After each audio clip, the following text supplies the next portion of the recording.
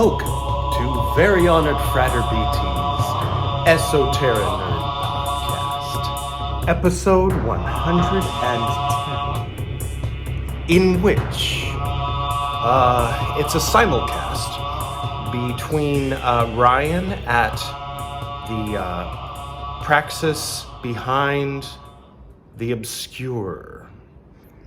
That's his podcast, and mine is the Esoterinerd podcast. As you know, that's the one you're watching now. So I'm not sure what we're going to talk about because I'm actually recording this before the interview, which is unusual for me. I don't know. The fancy struck me that way, you might say. But first, transformations and footnotes. All right. Cue the music. All right. I wonder what that's going to be. This is Transformations by John Dan Reed. Chapter 6, verse 1. Among flowers, among trees, among coral, among animated creatures of other sorts, there are many different kinds. Among stars, among planets, among galaxies, among microbes, there are many different kinds. That's the way it is in universe, between sunlight and sun clips, and beyond sunlight and sun clips. There are many different kinds. No footnotes for today.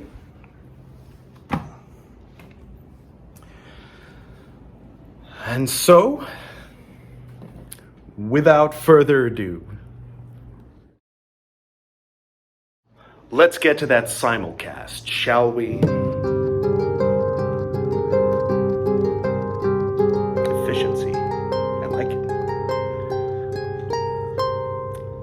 Welcome to the Esoterinerd podcast. And welcome to the Praxis Behind the Obscure podcast. Yes, this is a simulcast, which is cool because that means one of us doesn't have to sit here like a mannequin asking questions while the other talks the whole time. We can actually have a conversation like regular people.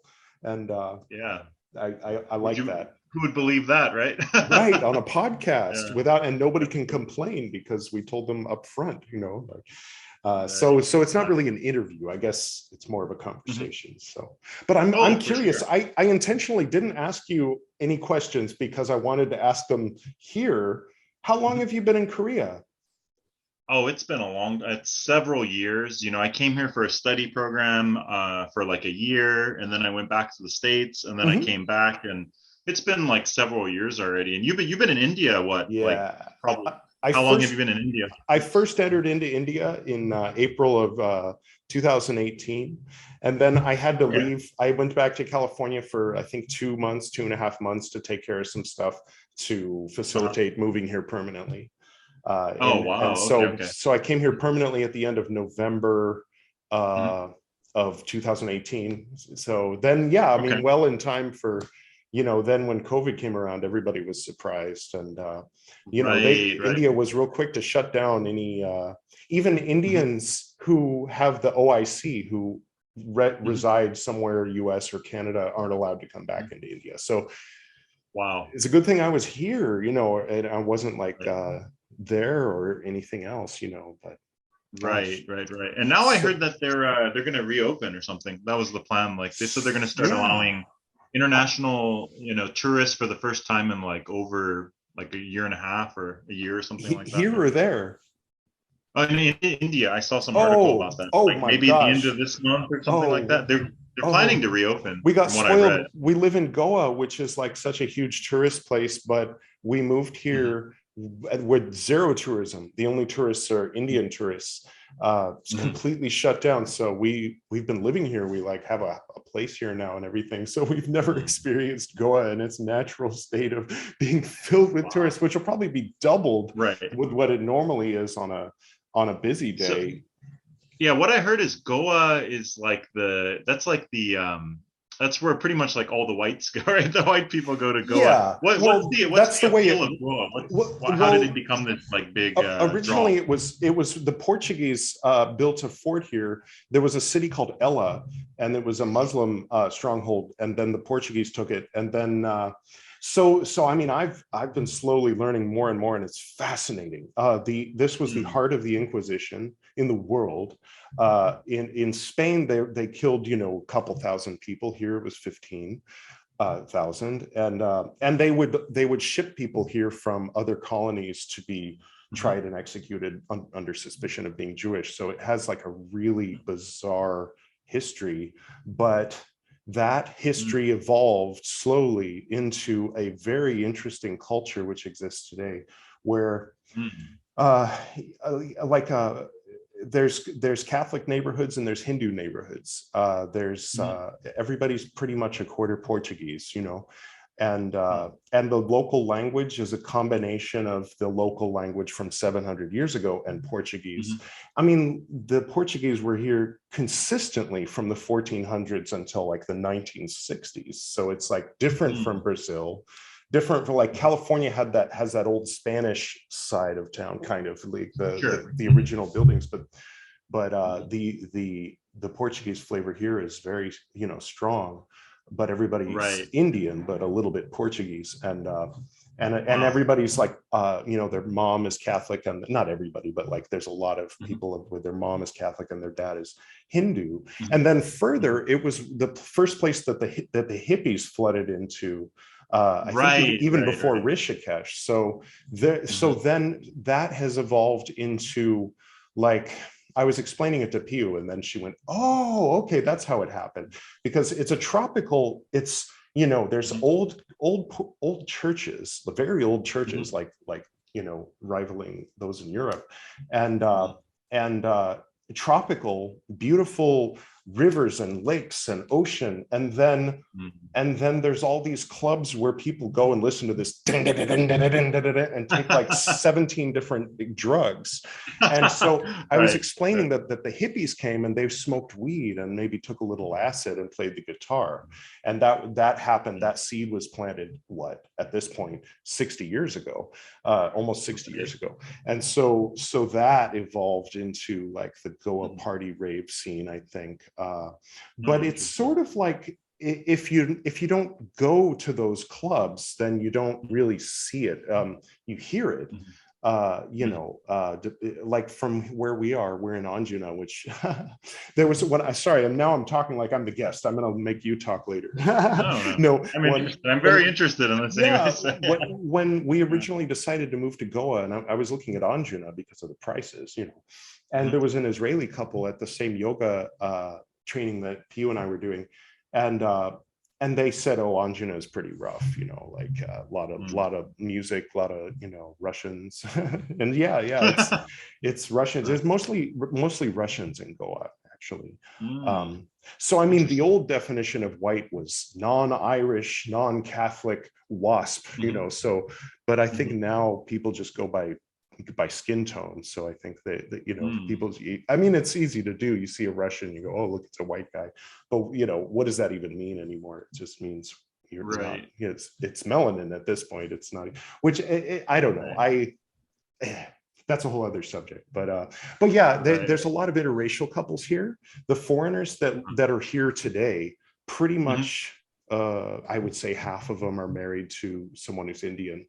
And then the other half are people who were here when COVID hit, and they either chose not to go back, or they couldn't go back for whatever reason. So there's people that are like that are poor, like people from Russia that have no money, that are being just stranded, basically taken care of by the kindness of of people here. Yeah, like they were staying at a hostel or an inn, and then they ran out of money, and then they just said, "Well, you can stay here. I'm not going to kick you out," and so India was very nice about that, about letting the foreigners stay here who wanted to. And that's pretty cool. That's pretty cool. Yeah, I've traveled a lot too. I've always wanted to go to India, of course, but I've traveled a lot extensively, and just from like talking to a lot of other friends who travel a lot, India is one of those countries that's very polarizing in the fact that like I don't know, let me, like an example would be like Thailand. Everyone's like, oh, it's pretty cool, you know, the food's good, there's things to do. Like most people enjoy it. There's other countries Yeah. people don't enjoy as much, but India is like either people really like it or they hate it. Like Yeah. I've Yeah. never really heard anybody say like, oh, it was just okay, it was decent. You know what I mean? They either say like, Yeah. fuck that. Like I Over have friends time, that, yeah, they're I like, think fuck that place, I'm never going back. yeah, You know? I wrote a poem. I wrote a, well, anyway, I wrote this thing about a 22-year-old from the perspective of a 22-year-old vegan yogi who comes to India Yeah. and becomes completely disillusioned and realizes that the India in their head was a fantasy, and that the real India is crap.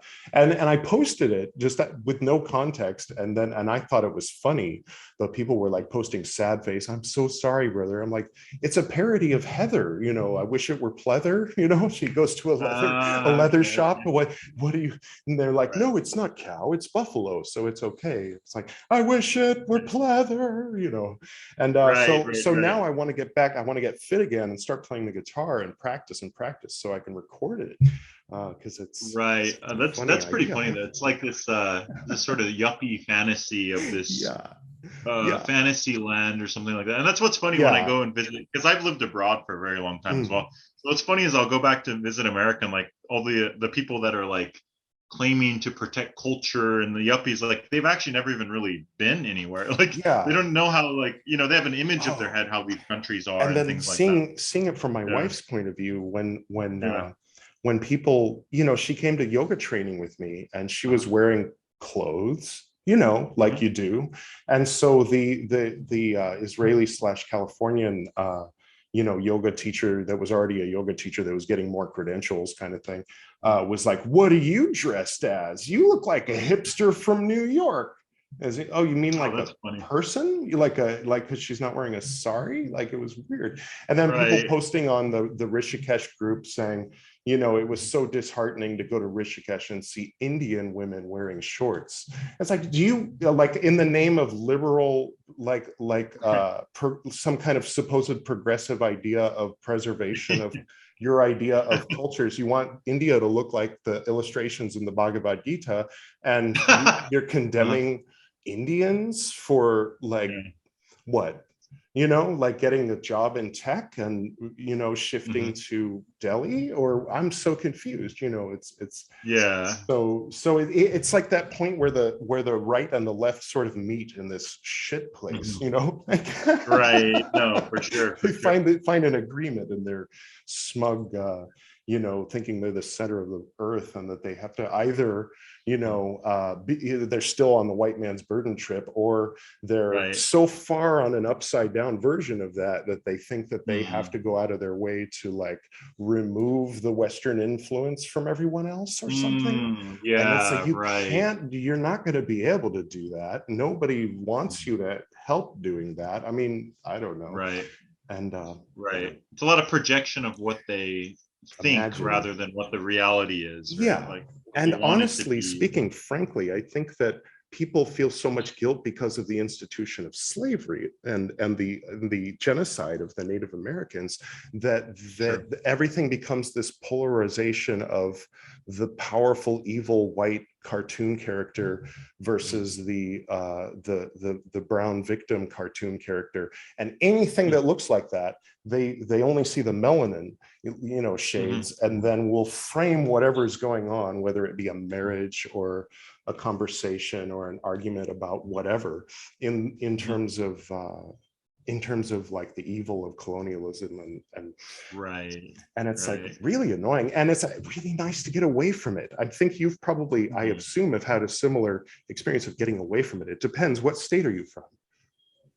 Yeah, I'm from California, so Oh here's the yeah, thing, same like thing. the only exposure I have to like everything we're talking about nowadays is really just through the internet, just like Facebook Exactly, or but it anything. But used to be a I'm Trader living in like Joe's. a, you know, Yeah. like I'm isolated from all these cultural wars Oh, and this oh, weird stuff that's going it's on. so good to have some It's like distance. watching it from the outside, basically, you know. Yeah, I mean, where I'm yeah, not even a part of it, but yeah. yeah, yeah, it's a lot Oh, more comfortable, I would say, being on the outside. oh, yeah. Because you go to a party and people are getting Right. high and playing drums, but then you find yourself immersed in a I don't know what to call it, like super ego, projection thing, where a group identity thing, where like if you're not completely nodding in agreement with whatever everybody's talking about, and you're kind of like, people are like, oh, I saw you did a there, you disagree with our hard left stance on everything. And You're it's right. like, well, Right, some right. things, little, I think maybe communism has had its turn at the wheel and failed. Maybe we should maybe develop something new, like Right. like not go Right. A lot backwards, of like try tribalism things that have going already on. failed. Like, again, why, Right, so right. yeah. But I've checked out. We have a mutual friend that introduced us. And I Freder checked out. RC. Yeah, exactly. And I Yeah. checked out your YouTube channel too. And Oh, as I cool. mentioned, I love travel. I live in Asia. I love travel. And they're like, I've been to quite a few countries, but some of the countries I really want to go to that and haven't been are the ones that you have been to and that are on your Mm, YouTube channel. So I was like mm, really mm. excited about Oh, that, right? good. Like, Oh, good. so for example, how many man, I know so many travelers. I don't know anyone other than you, and maybe one other person who's been to Bhutan. That's Mm, really fascinating to me because mm. you need, number one, like you need like a special tourism visa to get there, I think, and you need Just to pay like money. this victor fee or It's something. It's basically all just money, right? it's Yeah. it's money, but the thing is, they since they cover, you stay in all the best hotels. There was one Uh-huh. point where they were like, we're really sorry, we can't give you the hotel room that we normally give people, so we have to give you like the prime minister's room. And I was like, oh, well, that's fine. And they had Yeah. like, there was the TV in the bathroom, a TV, I mean, Mhm. it was nuts. Yeah. And then, I mean, ridiculous things. Like, I was by myself, completely 100% Mhm. by myself. So imagine, I Mhm. mean, it's a little weird. I'll just tell you like one little snapshot of the experience, where my guide was a guy I met on Instagram who talked me into coming to Bhutan in the first place, because Oh he saw wow. I had a podcast called What Would Yeshi Do? And he liked Yeah, that, right. And he asked me, Right. he's a white guy talking about Yeshi Tsokyo, what's going on? So we became Mhm. friends. And Mhm. so he was my guide, and then there was a driver.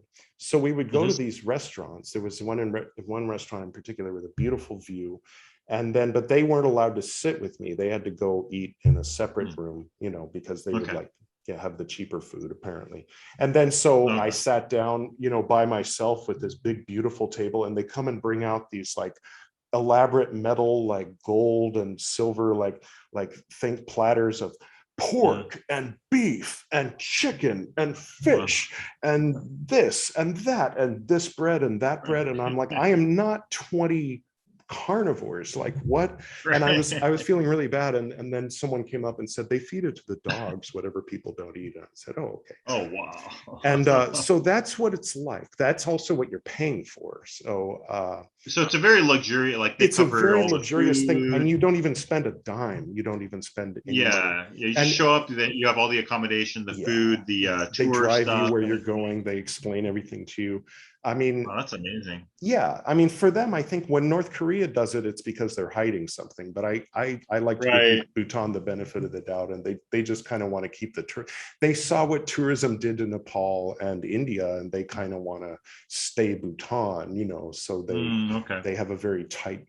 Bali is talking about doing that now, or they don't. They Interesting. only want Interesting. people who are staying in fancy hotels. They don't want the backpackers, the kids. So Huh. so it'll be, that might increase the amount of tourism coming here to Goa, but I don't Yeah. know. Oh, very. Yeah, I can see. I mean, it's considered what like the happiest country on earth. They have like this happiness Yeah, index, and it's yeah, super pristine apparently and stuff. I mean, I can see if you look at like yeah. Thailand or other parts The of the world where yeah, the king was it's just meeting up with, overrun by some.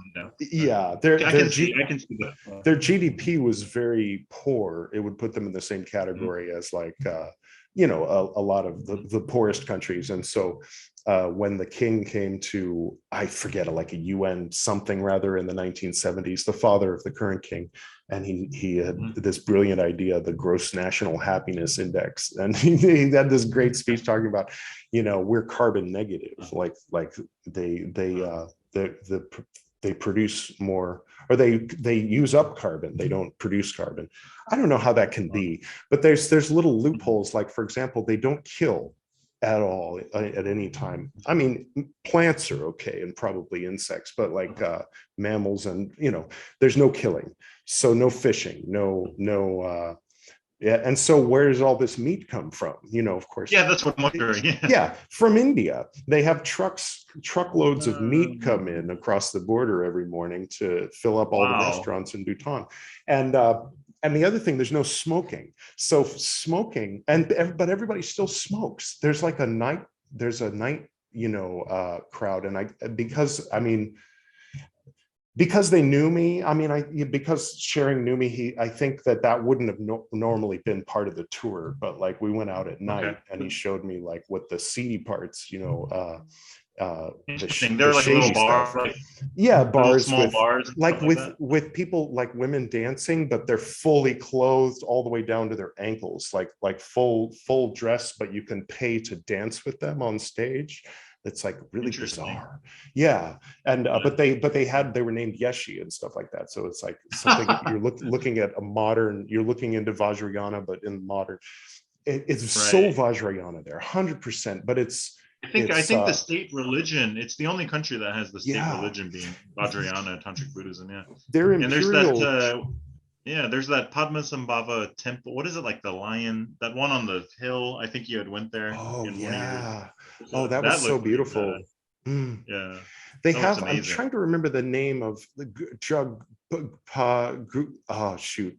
The state religion is a form of Sakya, I believe, but they have like a Nyingma presence, strong Nyingma presence. So those are basically the two main forms there. But I always describe it as if Hayao Miyazaki imagined Tibet in like in his mind, like it would look like Bhutan. Wasn't it? So it was beautiful. Part of the Kingdom of Tibet originally too. I think it was called like Eastern Tibet. It was actually part of the original, as far as I know. There's a story.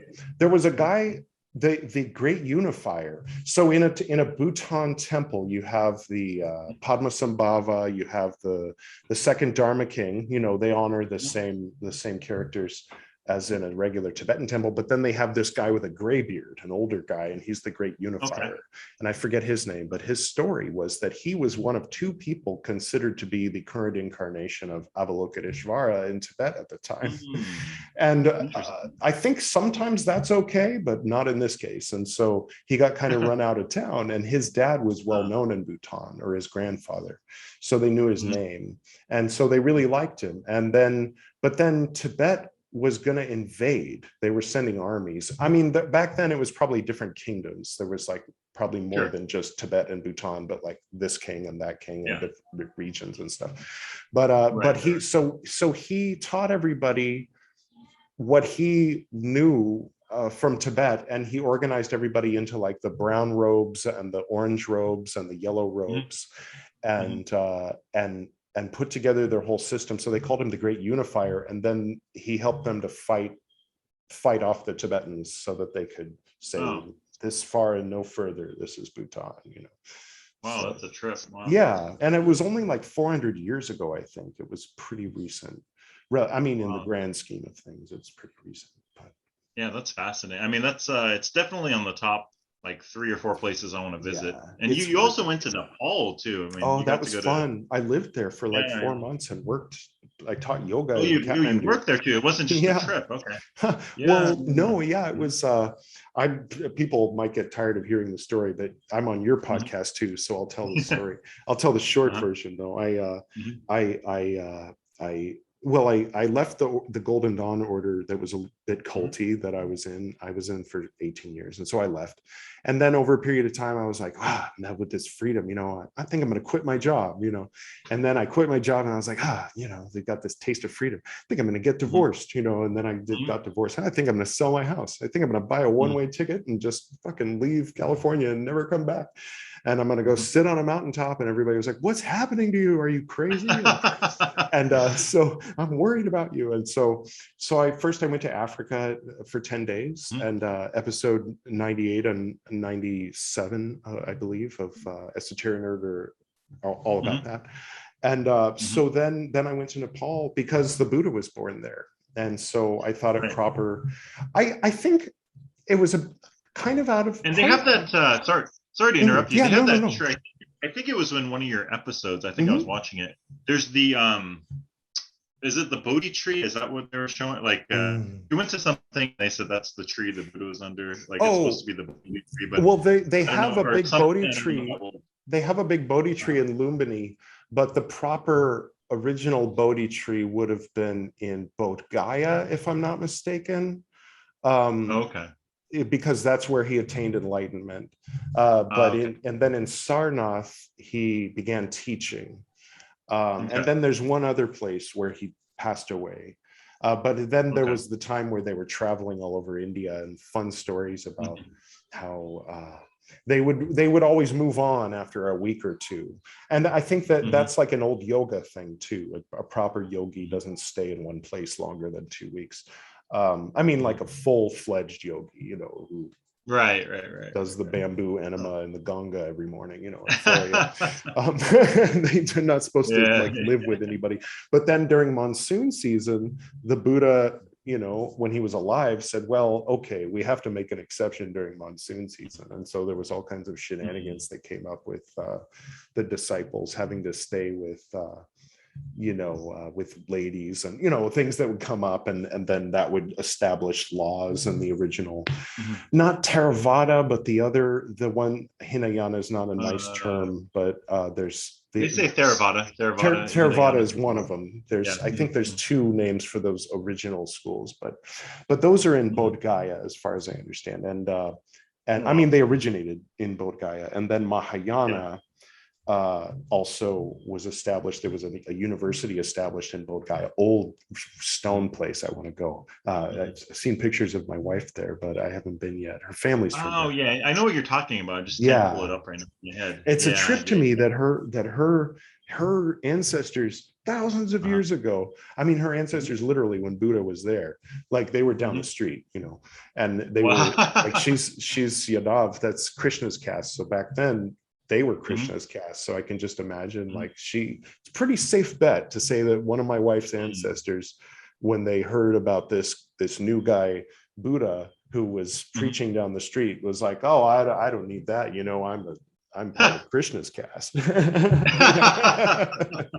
Yeah, contemporaries basically. Yeah, like, Yeah. yeah, he was a little bit earlier, I think. Well, thousands of years earlier. I think Sure. 5,000 years. Is that the Mahabharata? I don't know. Anyway, Oh, Mahabharata, yeah, it's yeah, much older. old. Definitely Yeah, the thousands at least. Yeah, thousands at history has a least. different meaning here. I mean, in California, Mhm. it's like, this is 100 years old. Right, right. Yeah, Wow, exactly. 100 years. Right, right, Oh. right. Yeah, for them, 1,000 year in India, like 1,000 years is relatively new, probably. Yeah, exactly. Yeah. Oh, he's Yeah, a new yeah, guy from the 1200s. Yeah. yeah, exactly, exactly. I'm curious, like, because you were in Nepal for a while, Yeah. like comparing Nepal and India, like, Yeah. what are some major contrasts between those two? Yeah. Well, Like, the Nepal the Indian government mhm. was put together over a period of 100 some odd years, well, 100 years by the British, and then Right. they just sort of made it okay by British, and they kind of Mhm. kept going with that government, and then started adding to it and taking things Mhm. away. Like just a couple years ago, the British had said that it was illegal to have gay sex. They took that law Mhm. away 2 years ago, but it takes time, and it takes votes, and it takes energy and money to Right. like change the laws.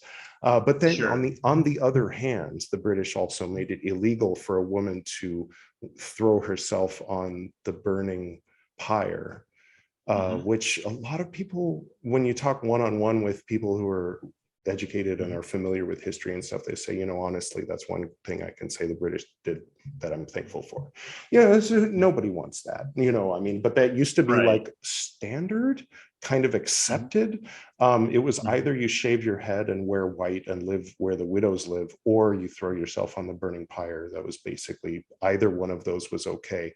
But certainly Mhm. don't wear a sari and keep your hair long and remarry. That was like forbidden. Right. So the British, the Western corruptive influence, started to make women think maybe that was fucked and ought to change, and so one-on-one, usually people, there's not the same hatred of the British that you find in liberal white Californians, that they expect, because they're trying to talk in a way that will make happy the angriest of the disenfranchised in their community. And projecting that on the whole rest of the world. And if they were thinking about aliens, they'd probably project that on that too. Have I been talking this whole time? Did I let you talk at all? Oh. I'm sorry. No, it's okay. For some reason, it's telling me to upgrade to Pro. This is kind of weird because we only have 2 people, and it usually comes up with this when you have 3. If it cuts off your recording, I'll send you mine because it seems to still be recording mine. Oh, okay. If it cuts off, I don't know if I have Pro. We can always turn it off and back on. We don't need Pro. Yeah. It might cut us off, then we have to restart, but that's okay. We'll have 2 files basically or something. We'll see what happens. But anyways, I'm very interested to hear all of this because there are places I want to go and so Nepal. What I was going to say though, so that was my illustration of India's government. The Nepal government was the king, who, I don't know if you've heard this, there was a king whose son went crazy and murdered the entire royal family. So the history is there were 27 some odd kingdoms, I think maybe 23 or 24. And then there was one king of a region with a city, Gorkha, where the beer comes from. I mean, the name of the beer, Gorkha, where the Gurkha come from, that they have the curved blades, and the British were impressed by them. Anyway, so that king took over Nepal, I don't know how many hundreds of years ago, a few hundred years ago, and united it all and made it Nepal. And then he moved into the capital, but then there was the British kind of occupying. So the capital is a British style thing, but then the British left, and then the royal family killed themselves. I mean, one of the kids, it's tragic. Wow. I don't mean to make light of it. It was a traumatic experience, I'm sure, for a lot of people. And so they established a republic, they were like, all right, let's not do that again, and then so the Chinese, of course, are right there.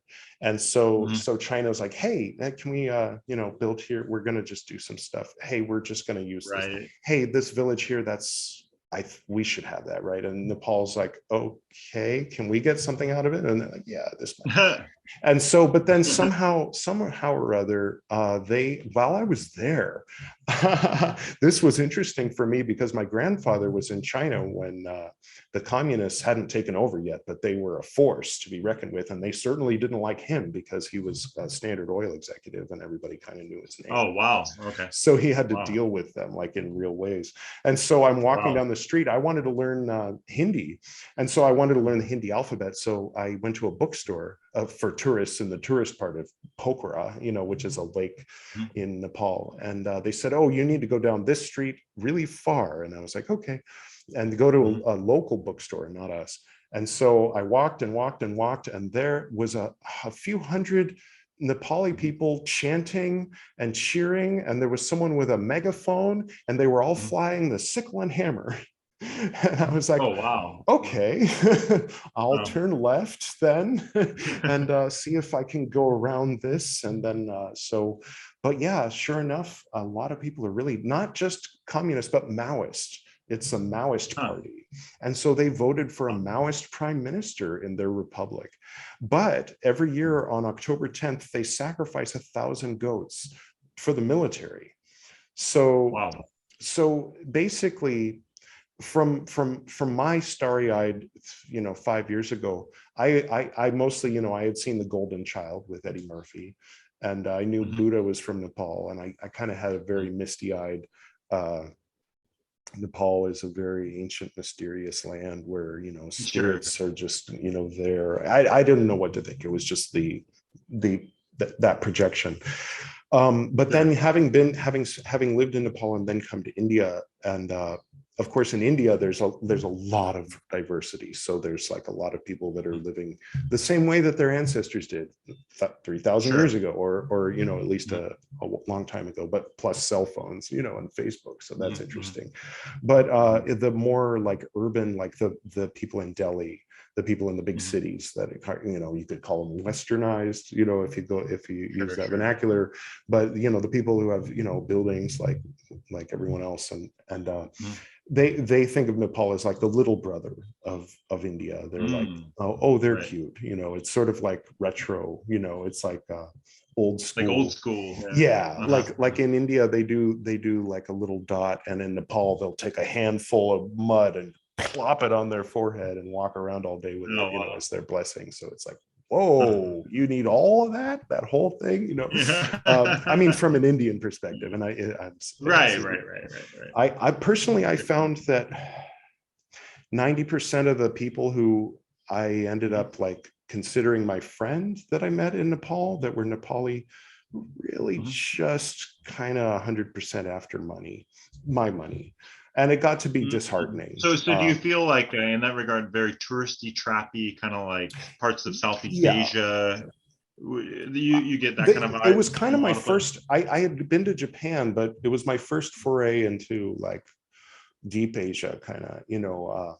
But you know, it was a little bit. I mean, in Tamil, that's where all the tourists go. So all the people who were tourist predators, you know, who are like the people who are going to have a scam, you know, they're all right there in Tamil. So you can't walk down the street without 20 people offering you hash, and then someone trying to take you aside to explain why they need you to, you know, like pay for their kids' tuition and everything. And I mean, I had one where there was a Tibetan monk. And he looked like just like every Tibetan monk that you see, and I was wearing a Tibetan shirt, and he was so happy, he was smiling, and he was like, let's talk. And then he took me off the main road to like a private area, and I was like, what is going? Okay. And he was like, oh, you know, and he was talking about and he was happy that I, you know, anything that I said about, oh, my dad was Tibetan Buddhist. Oh, that's so great. Oh, you're like a brother, you know, here, I'll give you, do you have a Tibetan name? I'll give you a Tibetan name. And then he started explaining my cataracts right here. And that's where it was like, okay, well, here's the whole reason for the very first smile and the very first hello. And it's a little disheartening after a while. It's like I went there expecting to have some mystical experience on a mountain, but my first like a jolt of like the first few weeks was just realizing at least how not the rest of the world, but how a certain slice of the world views me, you know, as hey, this guy has money. This is Mr. Moneybags here. Do you see his shoes? You know, like, let's get him for everything he's got, you know. And I experienced less of that in India. I came to India and I met a man named Yash of the Verma caste, goldsmiths. I'm interested in these arcane things, but they're sort of arcane. It's I mean, Harry Potter's ancestor probably made pots, so it's not so different. Not so different. Exactly. But anyway, I've been talking. Well, anyway, he found out I smoked weed, and he invited me to come home with him. And his dad works in the Navy, and you know, it was just like I stayed with him, and he was just happy to hang out, you know, and smoke weed, whatever, you know. And it was so that was nice, you know. What ended up happening in Nepal was I ended up befriending other tourists finally. When I went there, at first I was ignoring the other tourists, like I'm not one of them, you know. But then after a week, it shook me out of that, and then you know, there was a hostel. I had never stayed at hostels. I had never thought to stay at hostels. I don't know why, you know. And then I went and stayed at one, and I made 20 friends all simultaneously, you know, all at once, you know. They're still my friends from all over the world.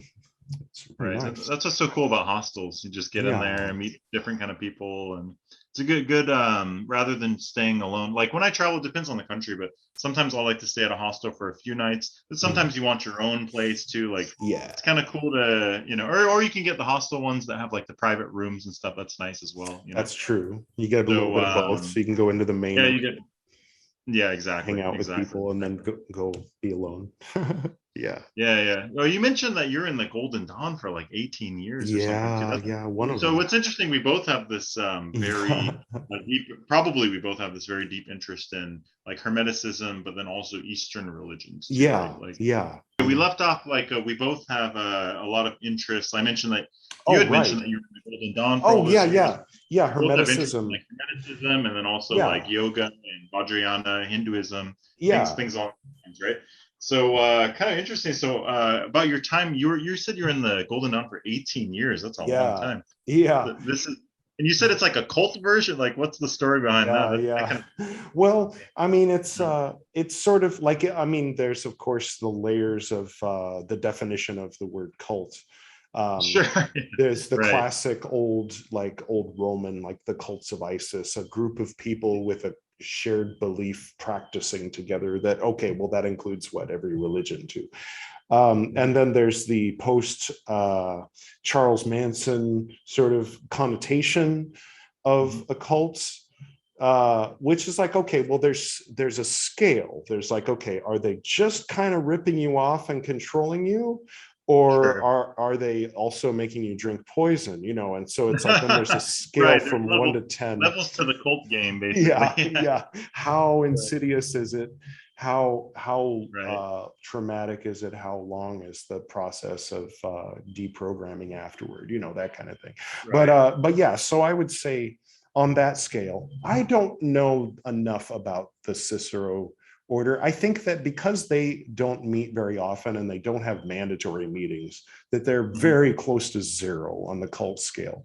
But having a hierophant and a chief adept and a hierarchical structure and a spiritual communal secret organization, you are on the cult scale. Like Sure, that's a sure, cult. That's by the broader definition that doesn't have the sure. nasty connotation. Then whether or not the nasty connotation is there kind of depends on the leadership, although it can also depend on the rest of everybody, but mostly on the leadership. 99% on the leadership, I'd say.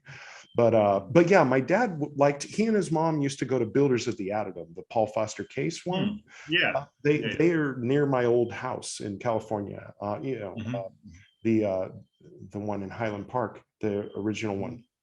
And so he colored in the tarot decks and he colored in the Tree of Life, and he was familiar with that stuff, and he read tarot. And then he delved into Vajrayana Buddhism shortly before I was born. Then he died when Mhm. I was about 15. So Okay. so I my whole life, at least the first part of my life, maybe the first Mhm. half, not touch wood as they say here, was all about one-upping my dad.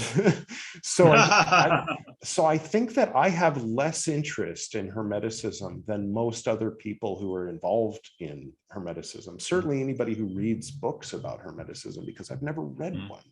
I joined when Mhm. I was 16, and it was 1994, so they Mhm. told us, don't look at the internet, don't look at books, just get it from us, and you'll get the full genuine experience if you really want to be, a true adept of the Mhm. true one true and holy, Golden Dawn. And so, there were idiots like me that followed the orders, followed the instructions, and then there were others that didn't, and most of them left. And so yeah, it's sort of got Mhm. stupider over time. I remember there was one point where there was a schism, and I mean, I don't mean to insult all of those people, but I was kind of looking at the people who were left, and it was either people who didn't speak English as their first language by a lot, Mhm. people who kind of didn't get the who was he, why was he yelling, who were those people, Mhm. what's everybody so upset about? And then the Mhm. cult leader came back and you know was telling everybody, oh well, they're gone now, so now we can get down to the work. But I didn't leave. I stayed behind, and I stood up and I got in his face, and I was like, you're the one who started the rumor that you put your cum in the goddamn stuff that you gave everybody to Oh, drink, and like, if you don't wow. want that rumor going around, why did you start the rumor, asshole? And then he starts Right. shaking, and he's clutching his rosary, and he's sweating, and wearing his white robe, and he wasn't expecting like so much opposition, especially from me, because I was kind of his like buddy for a few years before that. Mhm. And Mhm. and then then it was interesting because he just started spouting old tapes like old like pre-recorded things about next year's Power Week is going to be even better than last year. Like every August we had Power Week was the thing. And everybody from all the members from around the world who could afford it would fly in and then get thoroughly traumatized over the course of a week. No, it was fun usually for most of the people, but it was the kind of thing that the higher up you were, the more dark it got. I had one teacher who's now a bishop, actually, but in the Episcopal Church, I mentioned, I think he was my teacher in the Golden Dawn, and he told me that that Golden Dawn temple was a lot like the opposite of Nebuchadnezzar's vision. It has the feet, the feet are gold, because the neophytes, they're the ones that are glowing, because in their minds, they've just joined a magical order, so they're the ones that are lit up, and the ones that have been here for a few years, and especially the ones toward the top, they're just they're the lead mixed with clay, that's the head of the lead mixed with clay and the feet of gold. So that was a fun analogy. But yeah. Wow, it sounds like a trippy. So how about currently you're not that interested as much in Hermeticism, maybe due to all the, well, you're immersed in it for quite a long time. Yeah, that's the thing, is it shaped my thinking quite a lot. And I have the ability to kind of help people who like are immersed in it. I always used to say that the Golden Dawn, and this might sound rude, but I used to say that the Golden Dawn was sort of the cure for Christianity. No, I'll qualify. What I mean by that is if somebody was sort of traumatized by parents or grandparents that were immersed in a bad form of usually Protestant Christianity. Although, I wasn't around a lot of Catholics growing up, and I know that they have their own issues, but it's usually pretty much just one issue that they've got there. And there's like a few general abstract things like guilt and not reading the Bible, but the Protestants, they get really kinky, with their trauma. So for those folks, the Golden Dawn can be a real godsend. But for somebody who just sort of like grew up meditating and kind of like I don't know, observing the world and looking at flowers and stuff like that, the Golden Dawn might not be necessary or useful. I mean, but it certainly can help with somebody who's dealing with a lot of bad scripture-based twisted scripture is that should be a band name. Twisted Scripture, that sounds like a pretty good band name. Yeah. Twisted Scripture. Or a podcast. That sounds like a really good band name, actually. Yeah. I like that. But yeah, so in that sense, I mean, I wasn't that's the thing, is my dad was half Buddhist, and half Hermetist, and but my grandma was very fundamentalist Christian, and so she had this whole like, you've got to put Jesus in your heart, and my dad was like the cool magician, that do this and that. So I found that happy medium in the Golden Dawn, where everybody, when you get to a certain grade, you get an identical cross tattoo on your heart, put Jesus in your heart. Okay. And yet, we were occultist magicians, and even black magicians at times. And by that, I mean evil. I don't mean anything else. The Brotherhood of the Black Sun, Kuho, no relation to the Black Sun in World War II era Germany. They're the group in South Africa that I went and hung out with. And one of their things is they call it the Black Sun specifically, and people go, whoa, is it evil? And it's like, well, the fact that you asked that question is the reason why we're the Church of the Black Sun. Is no. Beyond the light there is darkness, and that darkness, that primordial darkness from which the light came, is where we orient ourselves. We're not obsessed with the light. We're looking beyond the light into the Ein, to the no thing. And then as a Kabbalist, I'm like, that's great. I love that, because he was coming from a Buddhist perspective. So it was a South African man who went to Japan and stayed in a Tenzin. Is that right? Tenzin? No, that's the son of the Avatar. And our driver in Bhutan was Tenzin. So it's not Tenzin. It starts with a T, but it was the guy who was initiated by Kukai, and then he went down and built that he started the regular, more normal form of Japanese Buddhism that's only a little bit Vajrayana, and it starts with a Yeah. T. Oh, I know. It's God. It's like mostly Isn't it Mahayana. called like Tengen or Tengen or Maybe something something like close that? to that. Somebody knows. If you know, Yeah. please comment down below. Anyway, what was I saying about Right. that? They're like So esoteric Buddhism, a little basically. bit, For yeah. And so he was staying there, and every morning, or every night, or whenever it was, once a week, they would all chant uh-huh. the Hanya Shingyo together. And he was Tendai, maybe. Is it called yeah, Tendai? Tendai, yeah. Yeah.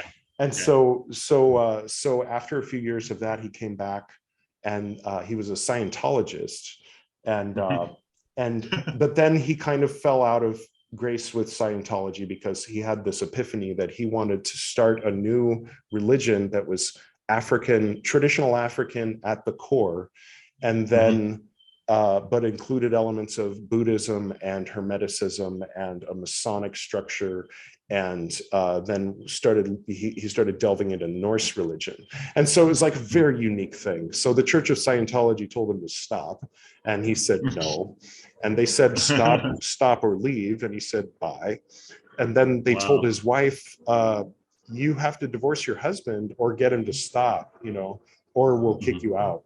And by the way, congratulations, you're Africa's first OT5. So what do you say? Are you going to divorce him? So she divorced him, and it sucked, and then later she was like, I shouldn't have done that, but he was saying, well, you did it. So anyway, that's my buddy Kay down in South Africa, giving him a big plug right now. But I forgot why. Because it's the black sun. So from a Buddhist perspective, who's aware of the veils of negative existence, he chose the African word ku to represent the darkness of the nothingness beyond the light.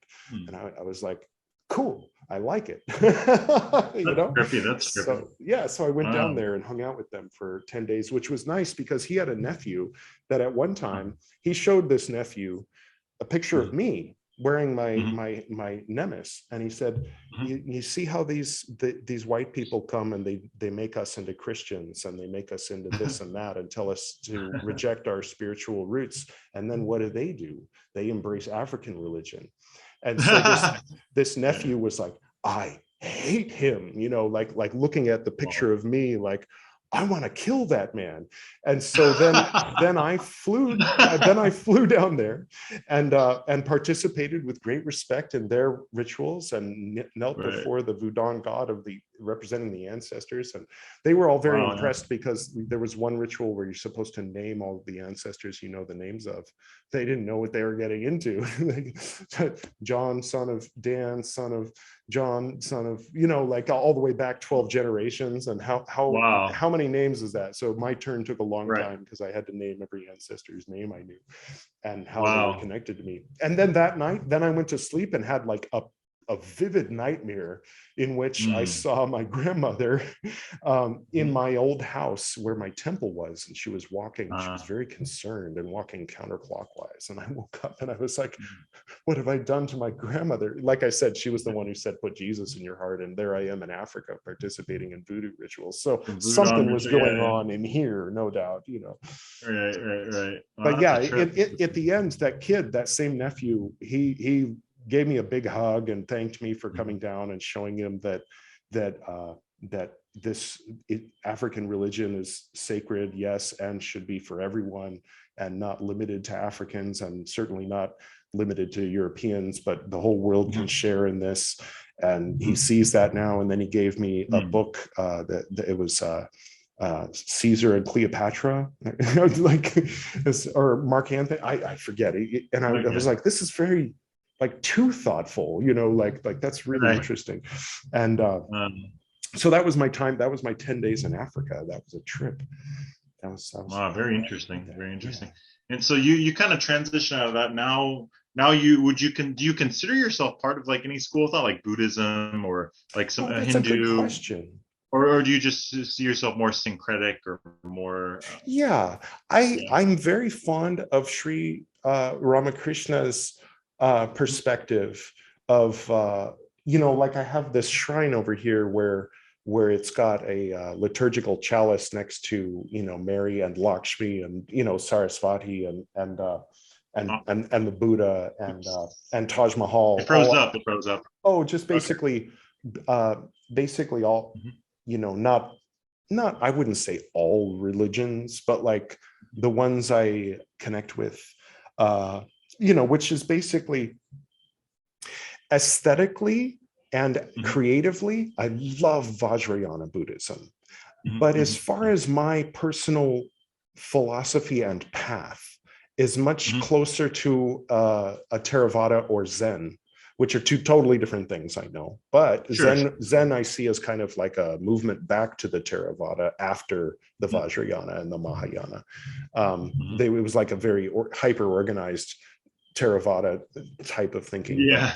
But from the perspective of gleaming the lessons from history, it was 1800 years after Theravada, so that it really got going. I mean, in China, Chan was around a few hundred years before that, but yeah. So I'm very partial to Dogen, the one who brought Zen into Japan. I like the Shobogenzo. I read it over and over.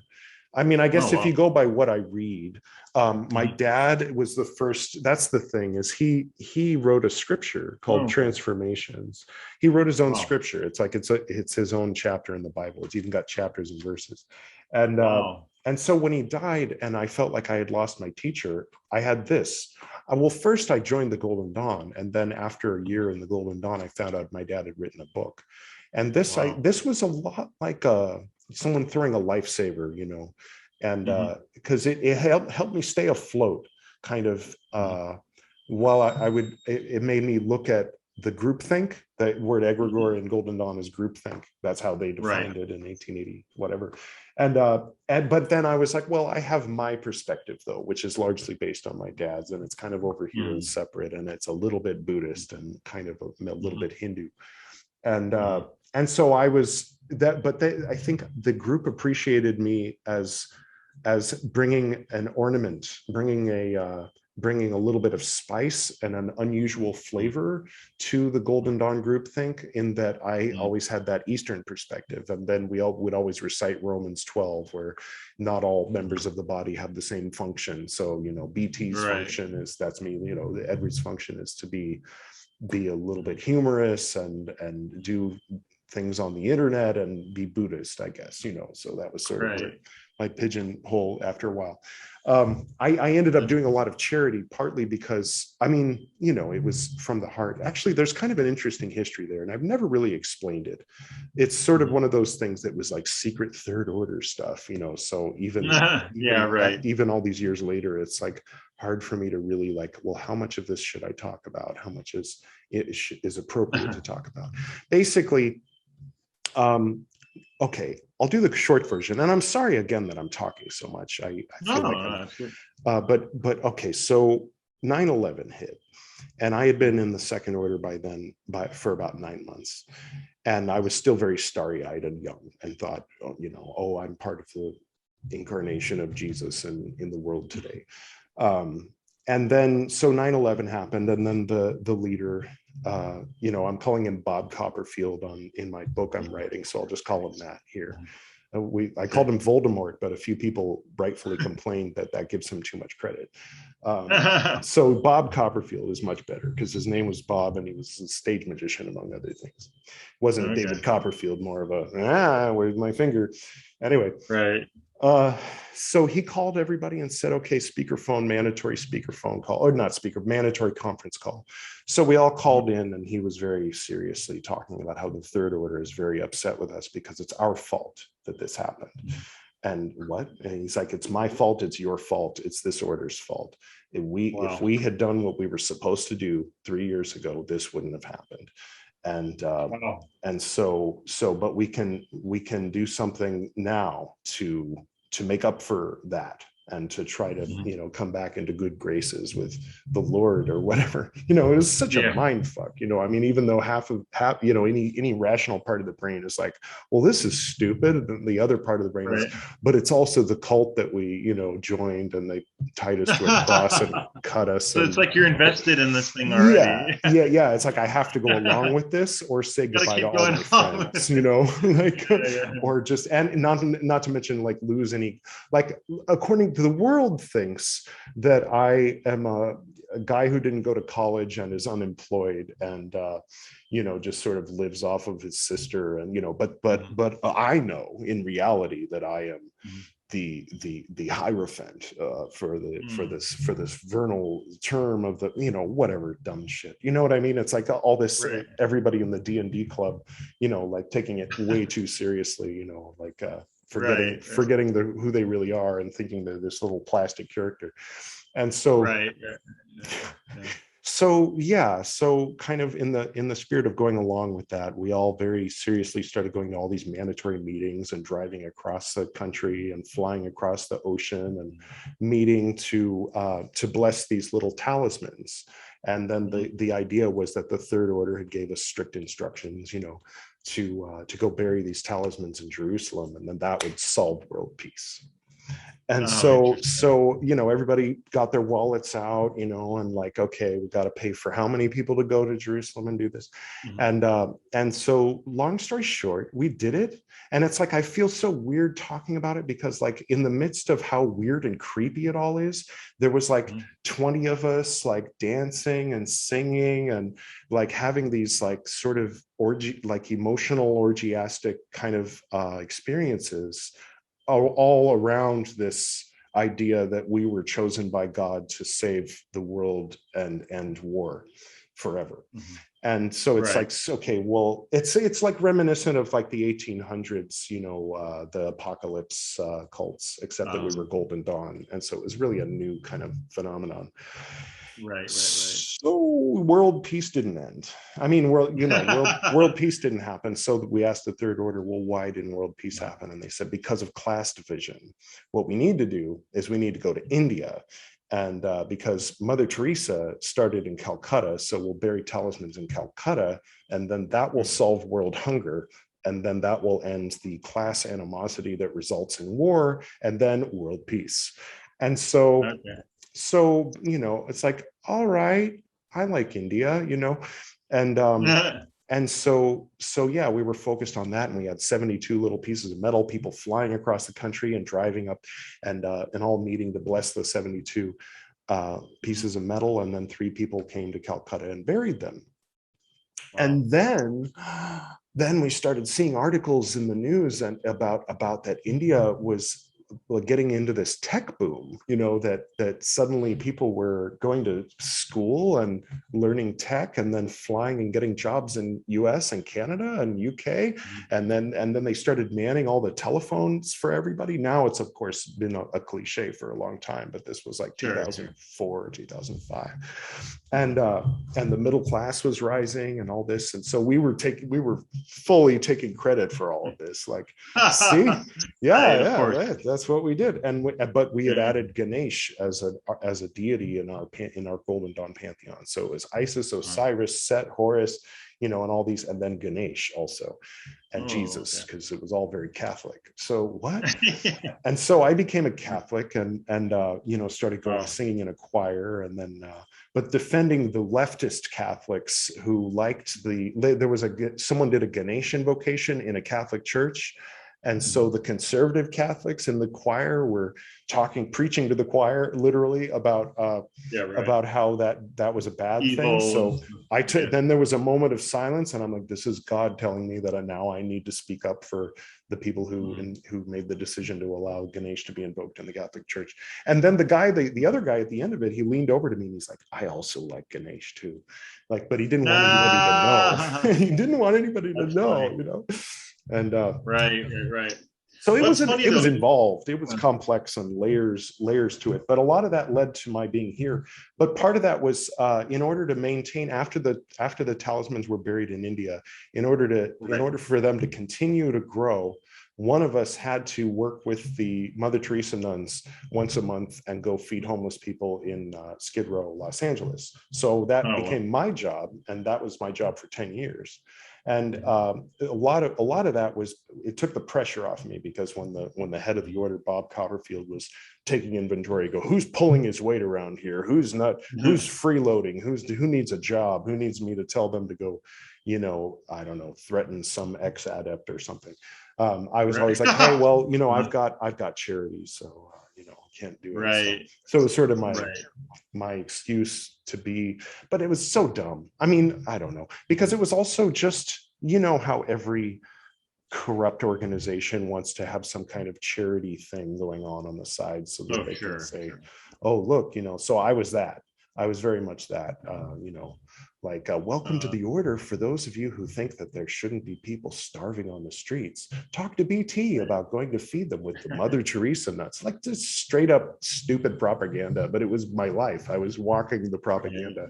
So, but it was an interesting experience, and I did meet a lot of interesting characters who were homeless in Skid Row, and the nuns were interesting individuals that I got to meet and get to know and learn from, so overall, it's like, okay, yeah, the structure of my experience was within a control system. But I mean, on the other hand, what isn't? Zoom and Facebook are a type of, it's just a different type, but it's, I think, preferable to some used car salesman with a messianic complex or something. Sure. Yeah, it's interesting though. Like, if you consider, like, you're talking about your Catholic experience, like from my experience growing up in America, it's like all the religions are so pitted against each other. Like even within Christianity, you have all the different sects, and Catholics versus the Protestants and all this shit, right? But it's like, from what I've seen, I've never been to India, I've never lived there, but from just like my studies and encountering, it seems India is so much more inclusive, where it's like, for example, like you were talking about, like Ramakrishna, it's sort of like the Vedanta, like all religions can fit in easily into their sort of map or schema or their paradigm and stuff like that. And even in India, like, you have different people worshiping different, you have Shivites or whatever, and different devotees to different gods, but they don't see it as, like, as far as I know, they don't see it as like this huge like war against each other or anything like Most of them don't, though there is a little bit of a there is a little bit of a, I mean, the I have to keep in mind that the government might be watching this. There are nationalists who like basically feel that India should be for everyone except for terrorists, and one thing the terrorists all have in common is their religion. So then there's a little bit of a people looking at the people of that religion, but in the same breath, you'll see a woman in a full sari, even with the face covered, walking with a woman in a full burqa, laughing, talking about gossip in the village, in any village in India. So it's true that it is inclusive, especially much more so than in the US, where, like you said, it's like always kind of a big deal if a Jewish person has a conversation with a Muslim, or if a Christian has a conversation with an atheist. It's like news at 11, but here it's the diversity is just part of the tapestry, and it simultaneously, people can take their religion very seriously, but not in a way that makes them pitted against someone who has a different religion. And and it's very common for Hindus and Muslims to be married, and it's usually a bit controversial, that people in both families, there's the conservative older folks that get rubbed the wrong way by that. But there's a famous Mughal emperor, Akbar, who one of the things he was famous for was for not only marrying a Hindu like princess, but building a Hindu temple inside of his Islamic capital building for her. to worship Krishna in, because that was her religion. And so people love Akbar, partly because he also got rid of the pilgrimage tax, because the Mughals used to tell the Hindus, oh, you want to do your yearly pilgrimage, you have to pay this tax, and he got rid of that because he found out everybody hated it, and they hated them because of it. So he was the nice emperor, the nice Mughal, but he was the exception. Wow. So there's this weird, I noticed just from Facebook, there's people who tie in this strong resentment against the occupation by anybody, whoever.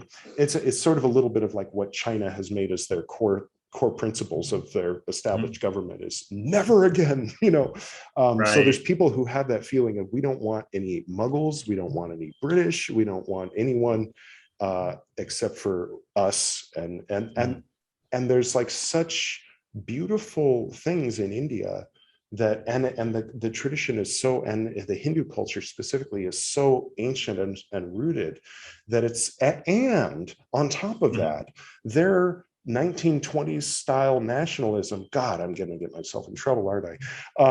It was not allowed to fully express itself until after the British left. And then there went through a socialist period where there was an Italian woman in charge. And I mean, they're the ones that politically I agree with more, but I can understand the sort of gut emotional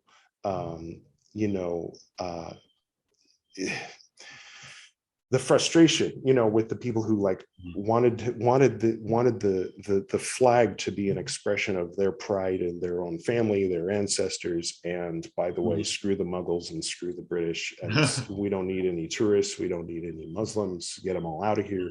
And just kind of the big issue that came up a few years ago was there was a law that was written so that, okay, if you're illegal, we're kicking you out. But if you're illegal, if you're here illegally, and you're Hindu or Buddhist or Christian or Jainist, or the list went on and on and on and on and didn't include Muslim, then you can stay.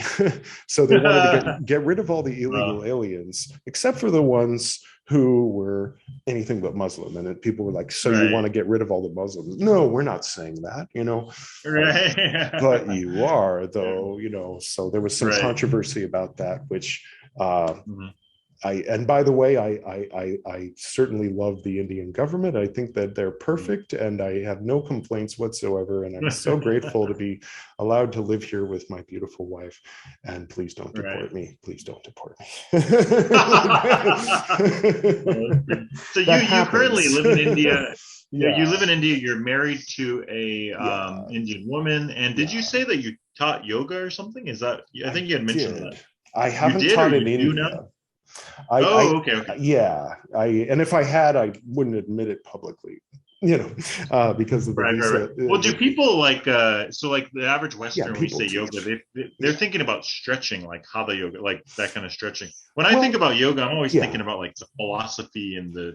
There's a weird flip flop that I've noticed happened where in California. Well, I mean, maybe it was just my neighborhood I was hanging out with, but if I talked to a yoga student or a yoga teacher in California, and I'd say, tell me about yoga, they'd say, well, yoga has many layers. Asana is the third limb of 8 limbs, and and Patanjali and this and that, and they can explain it. Then I came to Delhi, and I overhear conversations with girls would be like, I need to do yoga. My butt is too, I need to do. I want my butt to be shaped better, so I'm going to do yoga, and like an Indian person saying that. So it was like it got corrupted, and then the corrupt version backflowed while then it tried to correct itself, and so then I'm over here what is going on? But that's just one silly example. There are very serious schools and very serious yoga practitioners here who, of course, are aware that it's much more than stretching. But I think in the West. The West gets too much of a bad rep, partly because of the Instagram phenomenon, which is in part the fault of all these brands that encourage influencers to, to have 1 million followers that are constantly engaged by scantily clad yoga poses in order to sell Lululemon. And Right. and that's all very fucked up. And that should be, something should be done about that. But even the women, the models in those pictures, when you talk to them, they're reading Patanjali, you know, and they're usually taking the principles. I mean, it has some good influence, perhaps. Yeah, right? I mean, that's why so many of them are vegan, because they read about ahimsa. And you know, I mean, partly, I mean, maybe some of them were vegan already or for other reasons, but for me, I was vegan for 3 years when I first became a yoga teacher. And it was, I don't know, I think a lot of what I did, a lot of my motivations for doing a lot of things were out of a sense of insecurity, because my dad taught me a kind of yoga with breathing and chanting when I was like 5. And then I said that my dad taught me yoga, but I didn't know about stretching yoga. I didn't know it existed. I was 12 years old, 13 years old. And my friend Matt was like, oh, my dad and I do yoga. And I was kind of like, what? You don't even know what you're talking about, man, you know? And then my dad shows up and he's 300 pounds, you know? And so of course, Matt laughed until he cried, because I had told him that my dad taught me yoga. And well, this guy, you know, like, he does yoga. Yeah, fucking right. And so I think like that like 12-year-old like little thing like planted a seed that inevitably resulted in my becoming a yoga teacher and moving to India, just to like try to prove that I know what yoga is, you know, or something. I mean, like on some really primal insecure child level, you know. And similar with Golden Dawn, and with delving into Buddhism and going to Nepal and going to the site where Buddha was born, you know, and all this kind of stuff. There was one point where I started explaining what I knew about Vajrayana Buddhism, and then she put on her resume that her Vajrayana Buddha teacher was Edward Reed. And so then, and that kind of like lit a fire in me that resulted in me buying a one-way ticket to Nepal, because I was like, I better know my shit. I can't be anybody's Vajrayana Buddhism teacher. I'm like barely even a student. I've never learned from a human. You're like, I gotta go get my lung and my empowerments. Sit in a cave for a month, and oh my God. Oh, that's pretty funny. That's pretty funny. But I think I don't know. I think all this stuff I'm doing, I'm publishing books and making podcasts. I think, you know, I just to get meta a little bit, I guess I'm still a little bit wrapped up in that.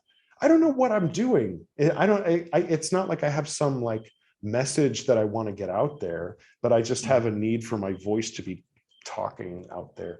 But I don't know. There was a point where Esoterinerd had an altruistic motive. But then now I think it's just an excuse to talk to people.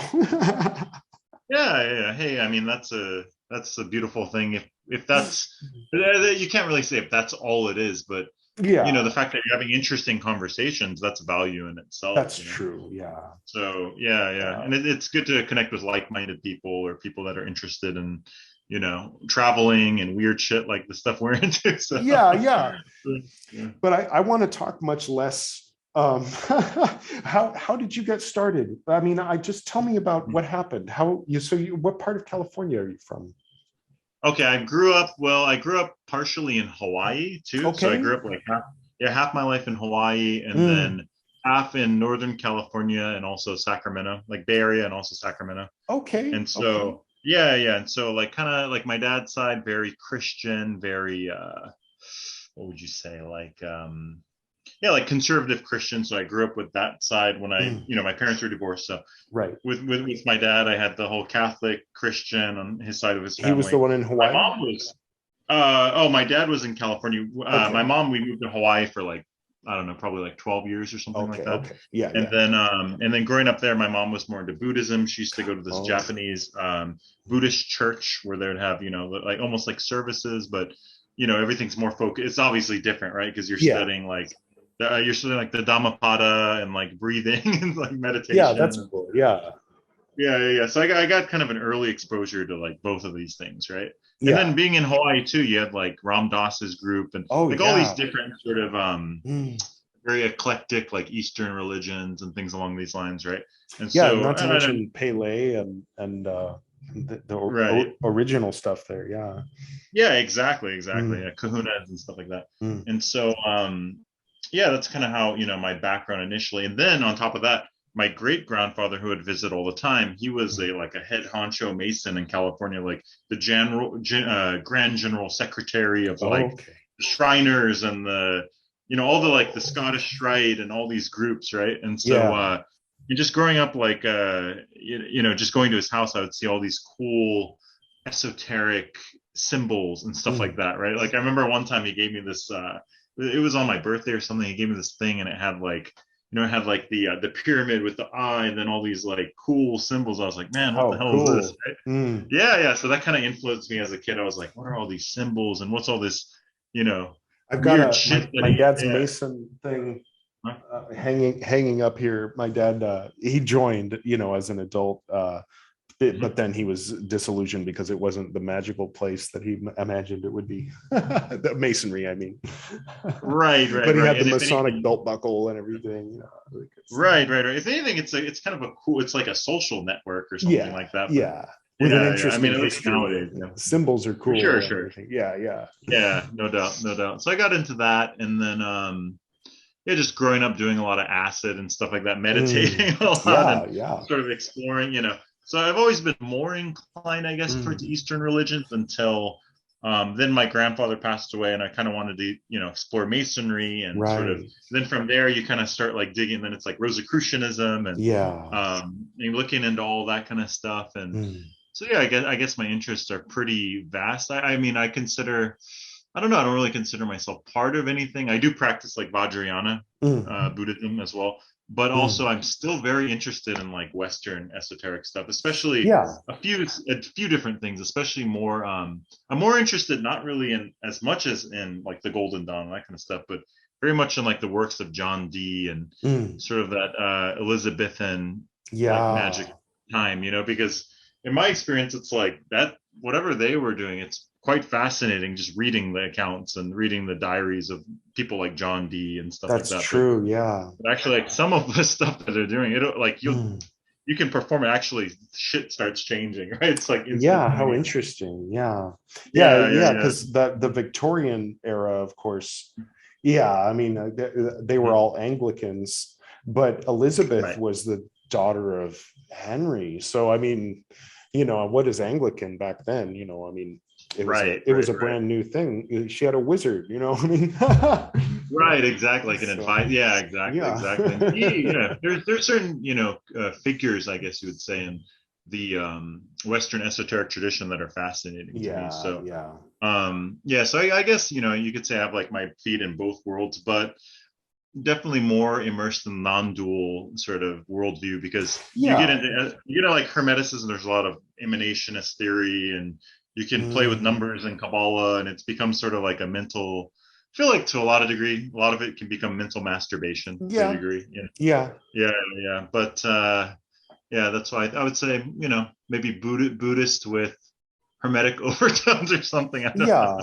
I think when I think about like for example, Renaissance Italy was going on in Rome, which had the shadows of the Catholic Church and the Roman Empire and all this other stuff. The Golden Dawn was going on in London with the smell of the Thames outside and the horse stomping and all the shouting and extra, read all about it. So what are you going to do? You're going to go into a room and seal the doors, light a lot of incense, and have everybody go, oh, until you can experience something similar to a moment of silence. And so I think that a lot of that is like, I mean, and I kind of used to teach this way, is like, if we don't fill our heads with these graphs and these names and these angels and these spirits, what does our head get filled with? TV and billboards and random people we meet on the street and the coworkers and the happy hour Fridays. And so it's like it's sort of like fighting fire with fire, like fighting Bernaysian propaganda with Bernaysian propaganda, or with Freud anyway, with fighting symbols and fighting with symbols, where if you take an ascetic path, then you don't need any of that. I mean, then the yogic path is much more appropriate, because what do you have left when it's just you? Well, you have your breathing, you have what position are you sitting in, what, you know, then you get into the nitty gritty of it. But yeah, Golden Dawn and that style, I think, is more custom made for the city dwelling European, or maybe the westernized, you know, because there's a little bit of interest. I mean, I don't know if it's just a fashion thing, but I noticed the sigillium as a shirt in Tokyo when I was there. Yeah. And that's interesting. Things like the Last Supper, and I mean, of course, Christianity went around and made itself known, you know, so it's not like it's new to anybody, especially in Korea, or, you know, but it seems like there's a bit. What's interesting about Japan, though, it's like, because Christianity spread around the world. I don't know if you know this, but like, but not Japan. First, not did you Japan. See the movie Silence? Or the Silence? Oh, no. Maybe I have so not. good. No. Oh, it's so good. It's called Silence? I think it's called Silent. It's Scorsese's most recent movie, and it's sort of a slow burner. I mean, it's not like a big hit, but it's like, this is an excellent movie, you know. And it's about the Portuguese, the original Portuguese priests showing up in Japan, and how that went. I didn't know that. Yeah. Wow. I'm gonna have to check this out. But yeah, they fucked them up. You know, they're like, big time. Yeah, you're not allowed. Yeah, we're not going to spread this shit here. That was the same day they arrived in Japan. They arrived here where I'm sitting, and they never left. So they just sort of took over and made this their main port. And then they took over pieces of Africa, so they would have convenient places to stop on their way to Goa. You know, and that was the beginning of the colonization of Africa. I mean, maybe that's oversimplified, but you know, it seems like that. Sure. Then, you know, for me, as far as it goes, then coming to Korea, and Korea, basically most of the Buddhism here is Zen, what would be called Zen, you know, because what is Zen? It's really Chan from China, with Sun in Korean. Actually, Buddhism came to Japan through Korea as well. Through China, obviously, originally through India, right, as well. So so you're picking up stuff. Bodhidharma, Bodhidharma, exactly. So it's cool. I got, you know, I get to do temple stays here, and I got to interview some of the Zen monks and stuff like that. Oh, that's great. Oh, good. And there are, like, what's cool about living here in like East Asia, there's beautiful temples in the mountains. You can, you know, I can take a bus 2 hours, 3 hours away and be like what you would consider like a movie, right? It's like unbelievable. You're like on a mountaintop, kind of like some of the footage I've seen in Bhutan as well. You know, you're on a mountain and it's totally remote. You're eating, you know, fresh vegetables and doing vipassana, and then chanting the Heart Sutra at night. What's that? People go to the temples and they leave candy. So I went up to this mountaintop, and it was just cold, and they let me meditate, you know, alone in the temple for like half an hour. Then afterward, we were like shivering, and the monk that was overseeing the place at the time, and and the two guys that were with me and I just started pigging out on candy. Right. I'll take all that candy. Oh, that's pretty funny. It was fun. Yeah, it's pretty good. But yeah, it's cool. It's cool to, and you know, in Korea, what's interesting too is like growing up in America, where it's like all these religions seem to be, it was always like, this is the right one, this is the right Christian, this is the right sect of Christianity. In Korea, what's interesting, which I guess is probably like India to an extent, besides, you know, what you were talking about earlier, here the religions all live, it's mostly Christians and Buddhists basically, but they're very there's not much of like a animosity or anything like you see in America. They live side by side. Like they have Christmas here, but they also do Buddha's birthday. Right? They're both national. They're both national holidays, and they're both respected. It's not like fuck you, you know, like not that kind of thing. So I mean, Korea is a pretty interesting place to live. A lot different than India because it's so modern. Fastest internet in the world. You have the tech giants like Samsung, and but is it? I think every Kim is descended from an Indian princess. There's an interesting story behind that. Yeah. One of the older kings, what was it? Took on a Indian princess or something. Wasn't that the story? Yeah, you know about that. That's it. Most people don't know that. That's a pretty obscure fact, right? And I heard that the Korean delegation, when they go to India, they always pay homage at this like site in India. Very interesting, almost Koreans barely even know about that. That's interesting that you know about that. I think it's the king's name was Kim. I think all the Kims know. It's because it's like, you know, something in there. Maybe there's also, wrong, you know, what's weird too. A lot of the Hindi words in Korea has a lot of similar. You can go on YouTube. This is weird. It's kind of freaky. Go on YouTube and put like Hindi. I think it's Hindi and Korean, and then there's like a bunch of words that are the same. It's a trip. Like, well, they invented. There was Korean was put together by, was it one guy or like a group of people? Maybe he would borrow. I mean, I'm sure it's had a lot of influence and stuff like that from different, you know, through India, through China, through Mongolian and things like this, right? But as far as the alphabet, though, the alphabet was put together by the king, actually. Right. So yeah, there was a guy named Bodhisena who came from South India, who he was in China, and then he ended up in Japan, and he had a big influence there, especially on their alphabet, the one with the fewer characters, the one that doesn't look just like Chinese, like hiragana. Yeah, but one of those was based on Sanskrit apparently, and so yeah, and I've noticed like ik do tin char ichi ni san chi. It's just like a little bit of, and I mean, getting back into, you know, the Proto-Indo-European, it's just fascinating. Like there's a word here, we, that's with. That's the same as with, and Raja, royal, and yoga, union, and it's just so many words that are just so similar to like the older English words and some German words and Latin words even, and even I think their word for 100 is.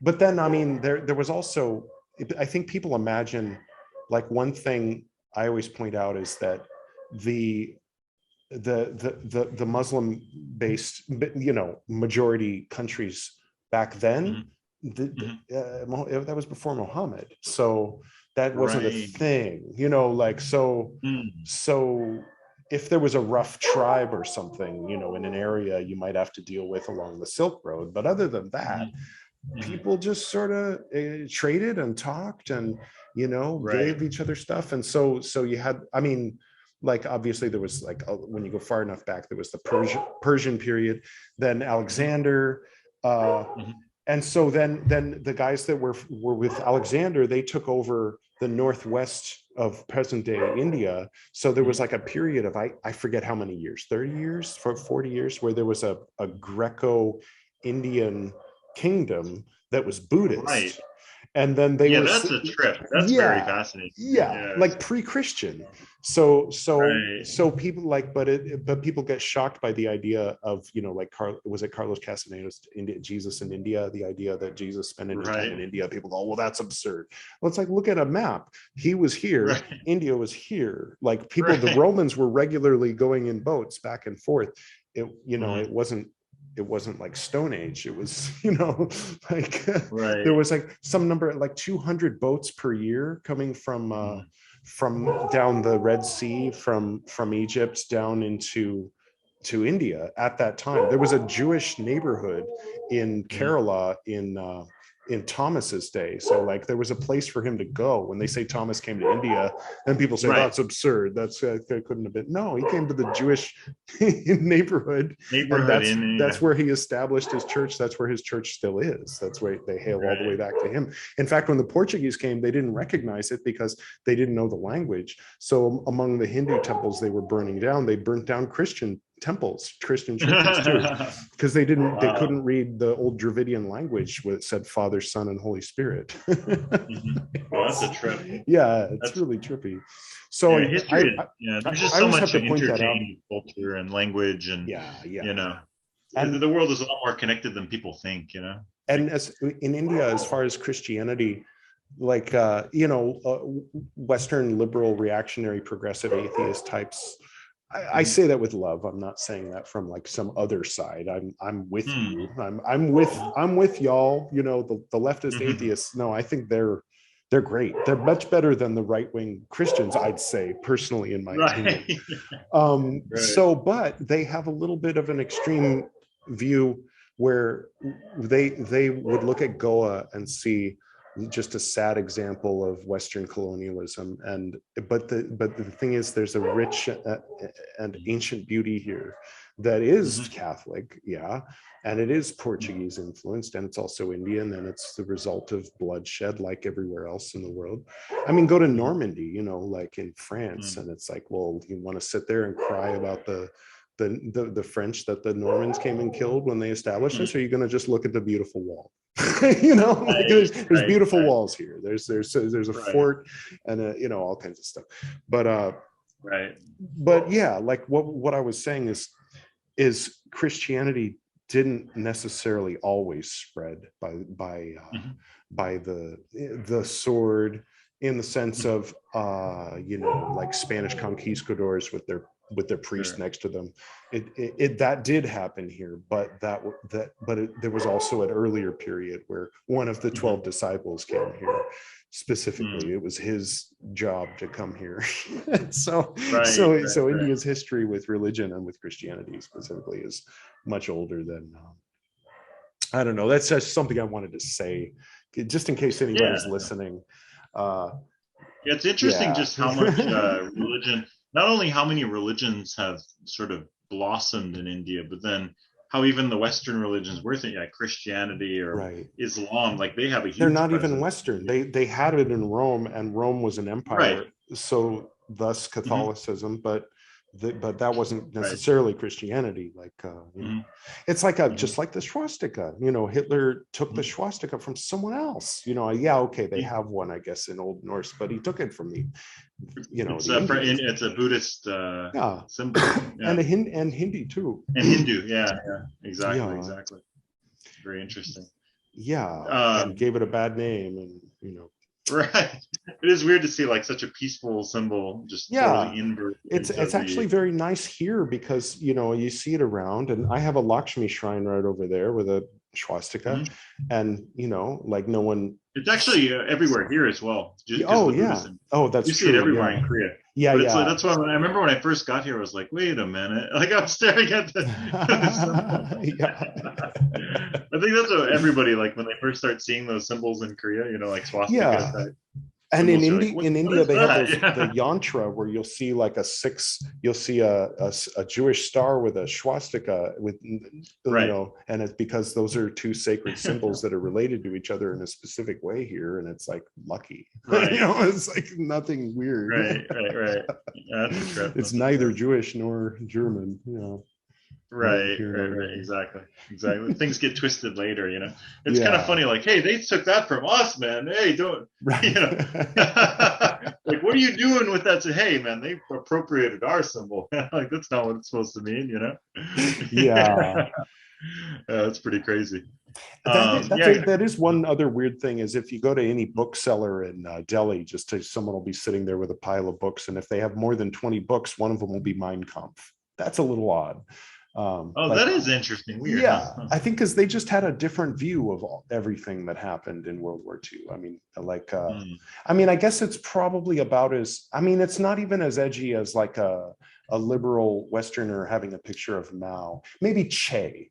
It's like probably on the same level as Che, you know, for them. It's like, if you get down and talk to somebody, they're like, oh yeah, you know, I've read Mein Kampf. I really like Hitler's political philosophy. That's why you know, it's similar to the Hindu nationalists, and it's like, yeah, but that's why it's not good though. Missing some other parts of the story here. I sat down with a guy, he was showing me his sketches. He's like, I'm an artist too. I draw, you know, and it's like, but why are they all Hitler? Like, he's like, I just really like his political philosophy. I'm like, this Indian guy in Pune. It's like, okay. Yeah, I knew him because we were both at the same Ayurvedic doctor. He was getting an enema. I watched him get an enema, and then I looked at his drawings of Hitler. India's interesting. It's really an interesting place. That's fascinating. Yeah.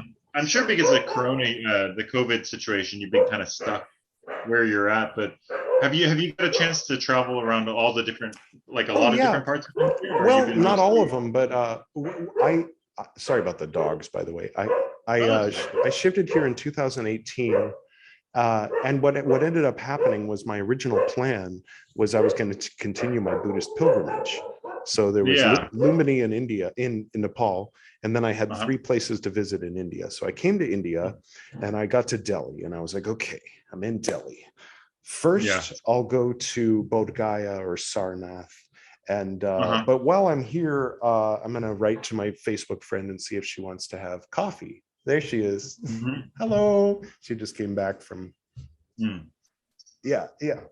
We're married now, so you can kind of see where the story's going.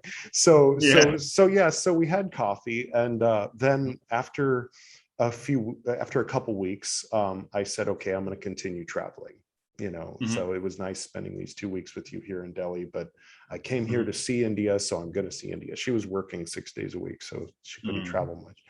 And so I left, and I left for 2 weeks. I went to Varanasi, I went to Sarnath, I went to Pune, and I came back to Delhi. I said, I'm not going anywhere without you. That was torture. It was like we really came together, in the beginning. And I said, I can't, and so she started taking days off work so that we could travel together. But we'd go for 3 days here, 3 days there. So we went to Rishikesh that way. We went to Dharamshala that way. And a couple of other places. We went down to Mysore eventually.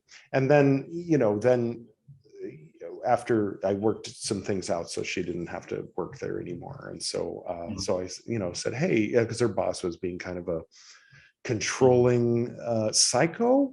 And so I was like, hey, why don't you just not go to work, and so she didn't. And then, so then we were able to travel more. So we went down to Mysore and took yoga training. We went to Thailand. And then we were planning to keep going, and then COVID hit. So we had a bit of traveling. She still hasn't been to the States, but once everything kind of goes back to normal, then we'll start taking steps to, nothing too dramatic. Just try to get her a tourist visa so we can go, and or maybe it's simple enough to do a spousal visa. But if we were going to do the 3-year, I think we'd have to stay in the US for 3 years if she wanted to go for citizenship. I think that's how that works. But if we do that, that'll be something for the future. But anyway, I don't know if people are interested. It's an interesting story. Started as like a Buddhist pilgrimage in India, ended up in India, just getting married. I didn't want to go back. I wanted to come here and somehow find a way to stay forever. And in my mind, I was thinking I would either marry the pretty girl on Facebook or become a monk. And luckily it turned out to be the first one. Right. Yes, sounds better to me. Personally. You'd be a householder, not a exactly living in the householder yogi. Yeah, exactly. There you go. Oh, that's cool. I guess with God, it must have been interesting living there during COVID and everything, because it wasn't wreaking havoc. I remember I was actually in a quarantine, so I had the news on, which I don't really watch the news that much, but I just remember watching the news while I was in quarantine one time, and it was like 500,000 cases a day. The next day was like 600,000 cases. Yeah, like we were got late. Bad for a while, we were late bloomers. There was a time when it was the US, half of everybody has COVID, and then India. What about India? Oh, we have 5 cases, and then the whole world kind of looked at each other. We're like, I think they're lying about their numbers. But then, when it hit here, it hit hard, and then but the numbers, the growth numbers are down. Like the number of new cases every day are down from where they were, which sounds like like that's still not great. That means, of course, we have thousands of new cases every day, but fewer thousands of new cases every day than it was when everybody was panicking at that time. And, right.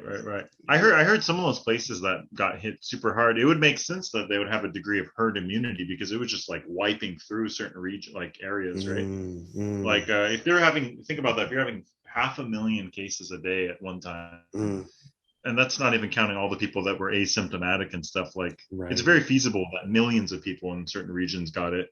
And when everything shut down, there were a lot of people living in the major cities that weren't from there, that didn't like live there, or if they did, they were paying rent and working to pay that rent. And so they all had to go back, and a lot of them went by foot because they couldn't even go by train or by bus. They walked, you know, and so it ended up spreading that way, you know, from the city to the villages, and then back when when they reopened, everybody migrated back to the cities and brought it back from the villages. And so it was just like not very well thought out. I think at one point they were operating the trains to help people to get where they needed to go. But yeah, a lot of migrant workers. And here, migrant worker just means from, you know, a state over there coming to a major city to work, you know, like okay.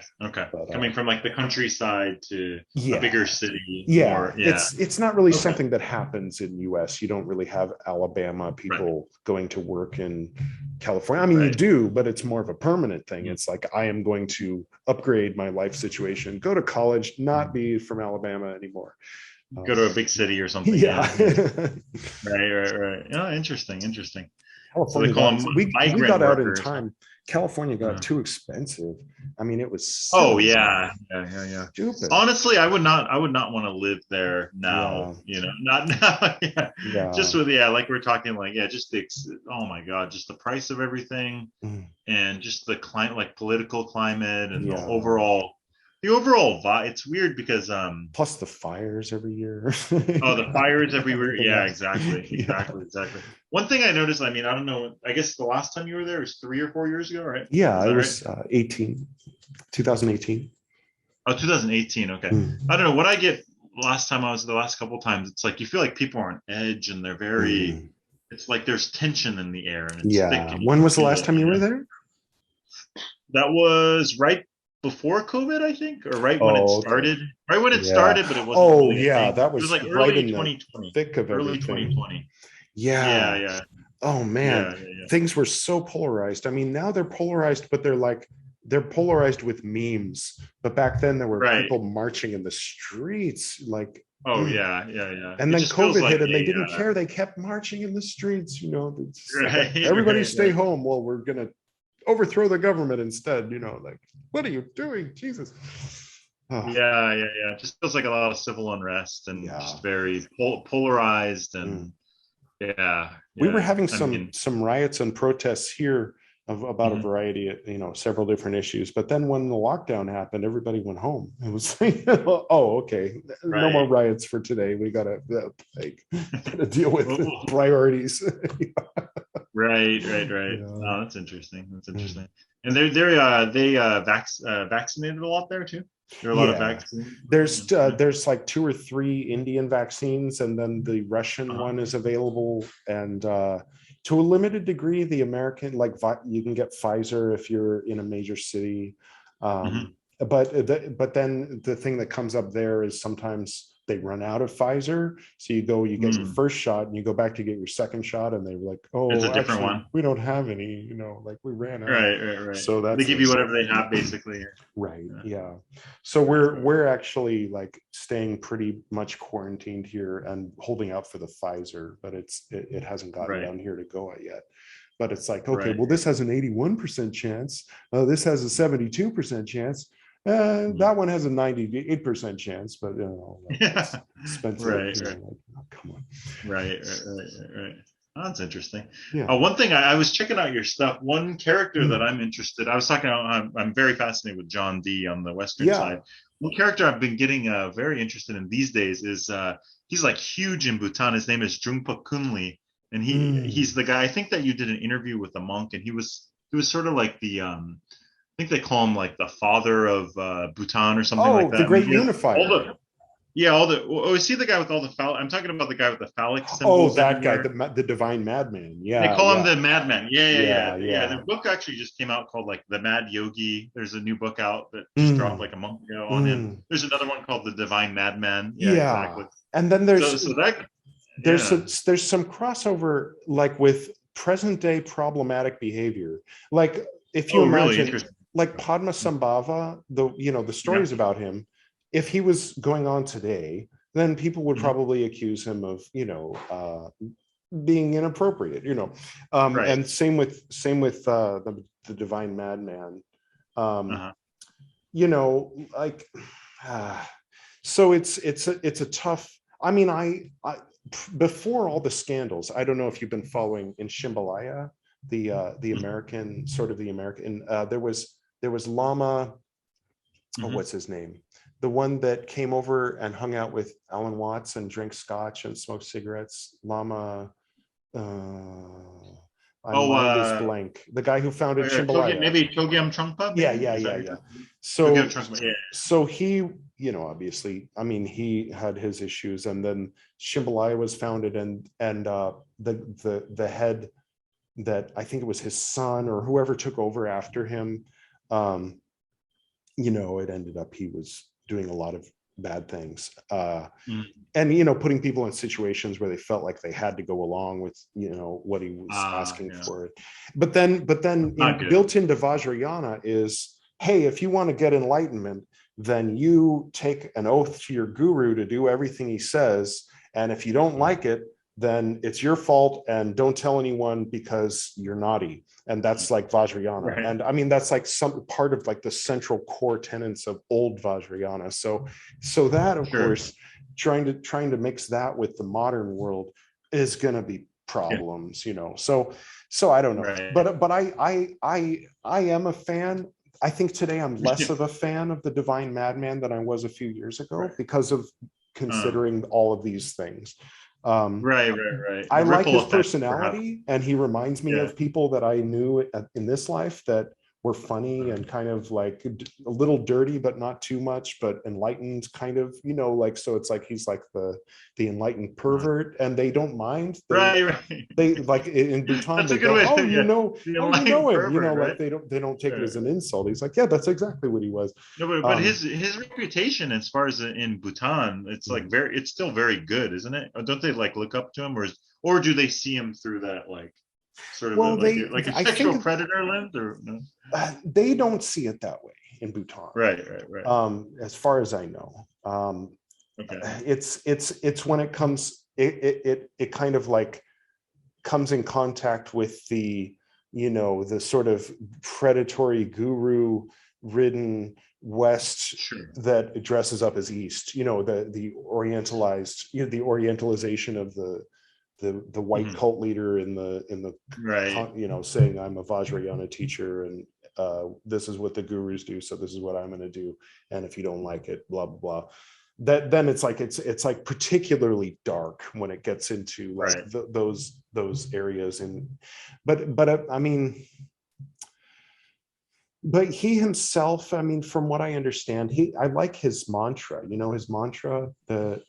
He was famous for one of the things he's famous for was someone came to that, I forget his name. Forgive me, all of Bhutan. I'm going to call him the Divine Madman. Someone went to him and said, "How can I attain enlightenment in one lifetime?" And he said, "I'll give you a mantra, and if you stick to it, you will attain enlightenment within this lifetime." And he said, "Great, what is it?" And it's in Bhutani. It's like common vernacular, not like a special, but the words are, if I recall correctly, I take refuge in an old man's chastened penis, withered at the root, something like that. I take refuge in an old woman's flaccid vagina, impenetrable, sponge-like. And then I take refuge in the young tiger's erect penis, indifferent to death. I take refuge in the quivering orgasms of the young maiden's lotus. And so that was his mantra that he was supposed to say over and over. Before. Yeah, I've heard it. And then so everybody thought he was like a pervert. His family was ashamed of him. They kept him in a room where nobody could hear him chanting, and they wouldn't take him to the public things. And then one day they heard some kind of sound, and they went to his room, and it was empty, and there was a rainbow, and they looked out the window and saw that he was floating away to nirvana, and he was turning around and saying, "See you, prudes, I'm going to nirvana, you stay here with your hang-ups." And so that's his version of Vajrayana Buddhism. It's like concentrated the naughty parts of Vajrayana Buddhism, like what Westerners think of as Tantra when they hear the word Tantra. That's what he was all about. So he put the focus, and then supposedly if you wanted to see him, that you had to bring wine and a beautiful woman, otherwise he wouldn't see you. A bottle of wine and a beautiful woman. Both. So his temple is like filled with wine bottles from all the people that came to see him over the years. Wow. And you did you go to that temple? Yeah. Did you get a chance? Yeah. Wow, that's a trip, man. Wow. Yeah. Yeah. That's but yeah, cool. His whole thing was, so they paint the penis on every building.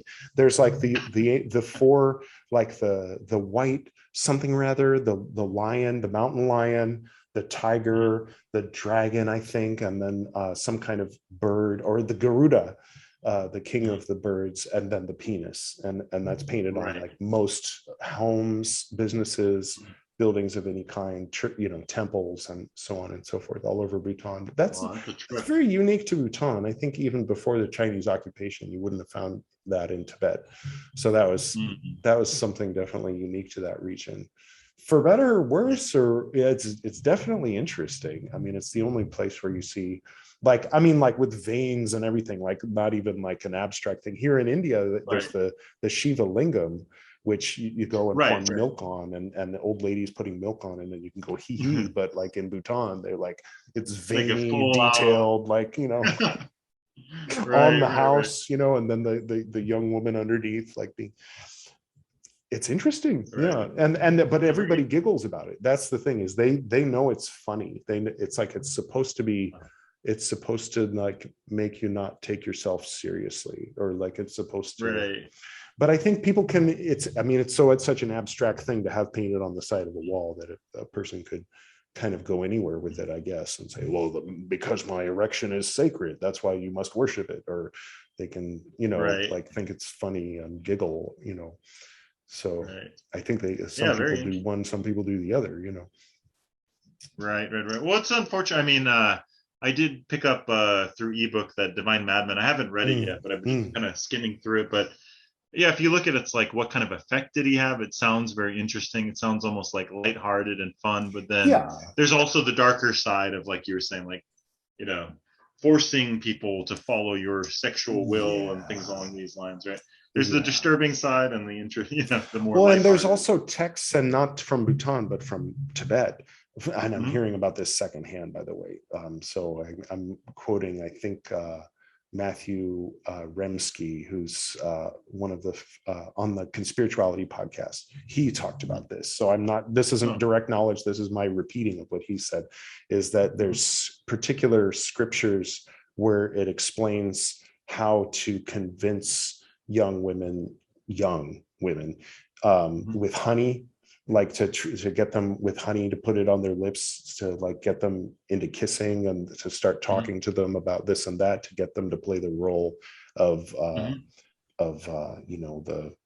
the one who devours herself, to like train the young women so that by the time they're 16 they can.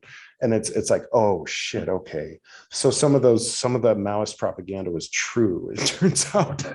Like because they had those paintings of the monks with all the women with their breasts hanging out, and they were living in luxury, as like that was, but they all looked Chinese, but that was they were showing people, this is why we need to take over Tibet, is because these are the people in charge in Tibet. And it's like, as an American that likes John Travolta or whatever, or which one was it, Richard Gere, that likes the Dalai Lama, I go, well, this is offensive. But then I start to hear stuff like that, and it's like, oh, they didn't just make it up. There was like a kernel of truth in it. Any of that stuff is based on something. There's a grudge somewhere. There's an injustice somewhere, but then it gets blown out of proportion and made as an excuse for genocide or something, in the case of both Hitler and Mao, and their grudges, you guys have too much money, in my country, so we're going to kill all of you and take your money back. Okay, that's fucked. And then you do sexual things with young women, in the name of religion, that's fucked. So we're going to take over your whole country and kill everybody. That's also fucked. That's also fucked. Right. Both fucked. Well, I mean, it's a sad part of the past. I mean, well, now too, obviously with power, you have Hollywood and the Me Too, and then you have. I mean, it's just not religion, right? You have religion, you have it in. That's the thing. Yeah, it's the human power. element. When people have power, look at. I mean, look at China.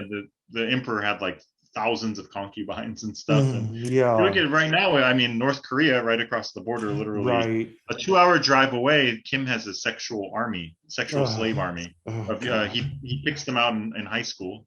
I mean, it's not like it's only happening. It's happening now too. Yeah, it's not just in the past. Not just in the past. That's what I'm trying to say. I think it's more of a where there's power and corruption, and he has nuclear weapons. Bad combination. If he didn't have that, I'm sure he wouldn't be there anymore. I mean, by now the Americans would have gone in and screwed everything up. No, but I think South Korea is America's one success story is South Korea, though.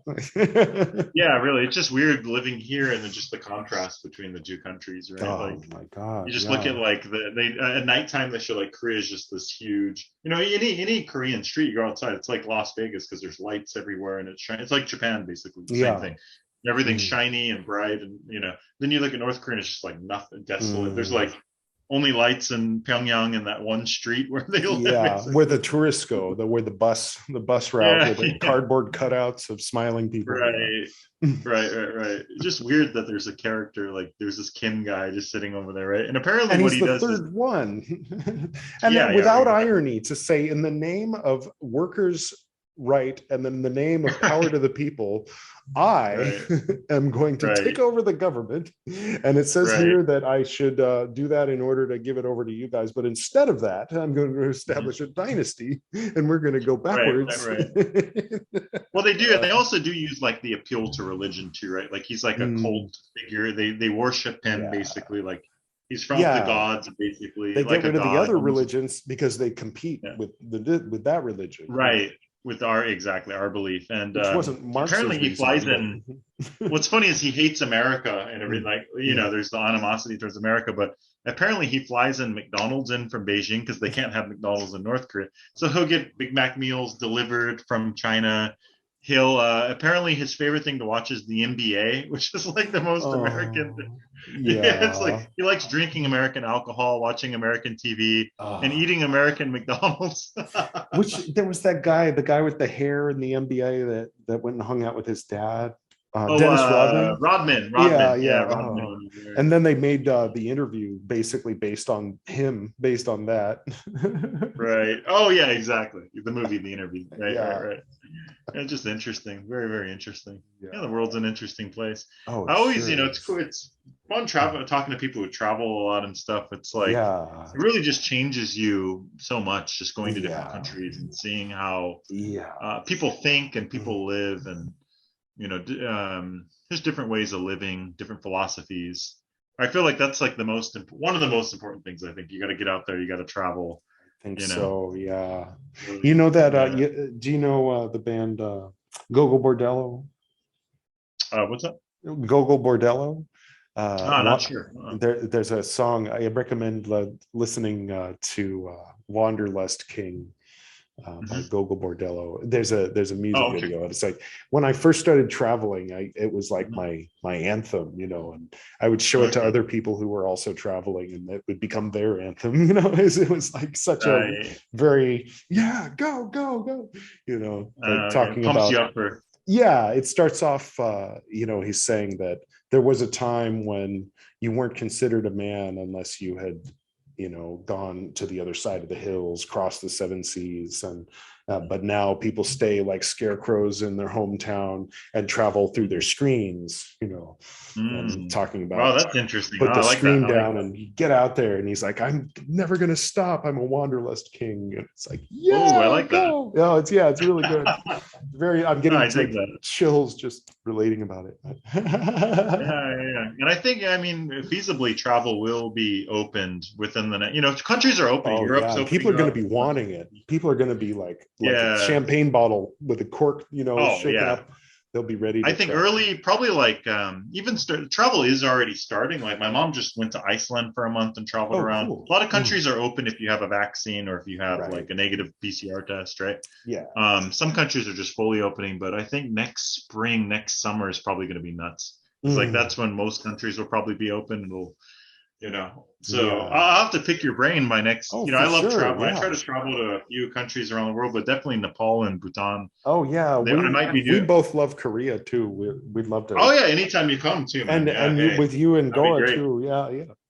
Oh, that'd be great. That'd be great. Yeah.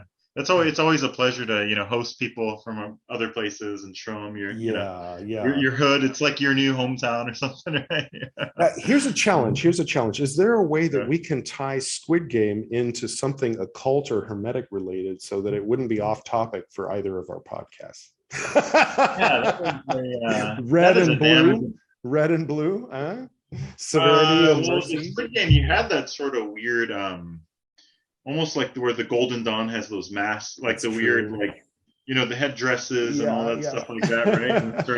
And then there's like a hierarchy of the guys, right? Well, the games are like the grades. The neophyte grade is there you go, red light, green light. right. They're the ordeals you have to pass or whatever, right? Yeah, exactly. Until you're the one guy at the top who's the new chief adept. What's interesting? Did you watch that in with English dubbing, or do you guys watch it in subtitles? I watched with subtitles. Yeah. Oh, that's good. Okay, because I'm fluent in Korean, so I could understand everything you're saying. But I was recently watching something, and it had like a clip of Squid Games, but it was in English, and it just feels weird. I heard that it was the nuance. You miss so much nuance about it. And I think philosophically, I became a subtitle person, especially after is his name Bong Joon-ho?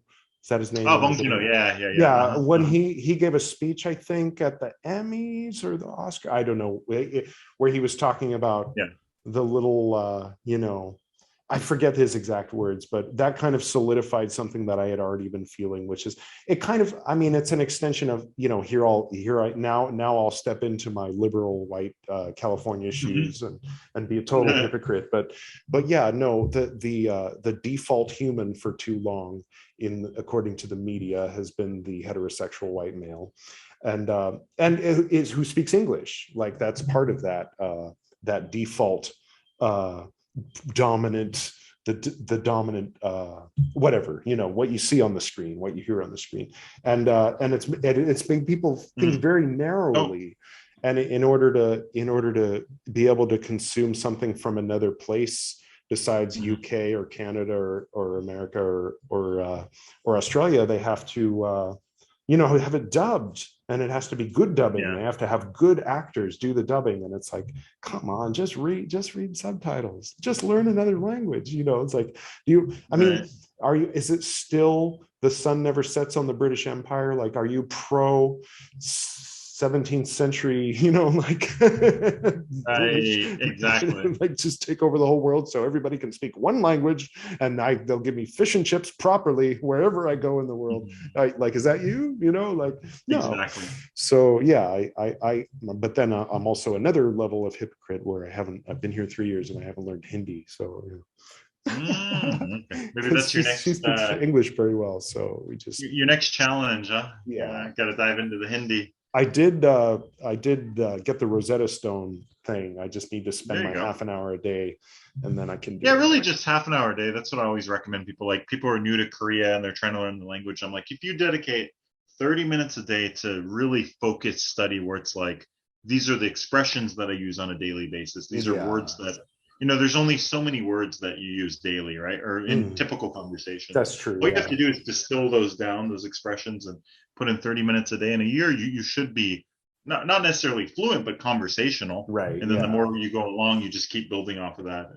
And eventually fluency comes, right? But I mean, learning another language, it's fun. For me, it's an ongoing process. She just learned douchebag yesterday.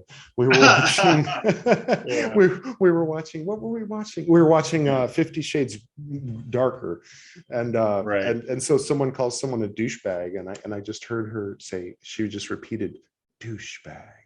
Right. So after the movie was over, I went in and I said, so Right. and I Yeah, that's explained funny. like the layers and how to lead up to like, okay, exactly when and where you should call someone a douchebag. And she was saying, oh, Right. my female friend is a bit obnoxious, so I think she's a douchebag. I'm like, no, you have to be minimum 30-year-old male and drive a Corvette and be the sort of guy that would drive you to like a bar and then leave without telling you, and you have to fend for yourself. That's a douchebag, That's funny. Good example. In most cases, you can be a younger douchebag. If you're a 15-year-old, you can call another 15-year-old a douchebag, but generally speaking, we're talking about older males, Right. Yeah, exactly. Oh, that's pretty funny. That's pretty funny. Yeah. What's cool about learning language too is like it gives you a whole different view, because when you start thinking in the language that you're learning, yeah, language is inherently embedded with culture and religion and other worldviews and histories and things like that, right? And so like when I talk in Korean and I'm seeing the world in Korean, it's totally different than when you switch to English, because for example, Korea has like honorifics embedded in it. There's, levels of politeness. English has that to a very small degree, but in Korean you have, it's like humbling yourself. It's literally you conjugate the verb to talk more humbly or, more casually. It's a much different way of viewing the world, and just the emotional range of expressions in Korean is a lot. It's weird because since I've been fluent in Korean for so long, there's certain things I want to say in English, they just don't have it. Like they don't have that emotion. It would be like degree of anger, or like, you know what I mean? It's like there's different subtleties that you just don't even really have. I've heard about similar things in Japan where like having a natural American anger response to a situation not turning out the way you want will make them view you as like a crazy person, or like like an unstable angry man, like as opposed to just having a normal reaction, like from our point of view, like what seems like a normal reaction.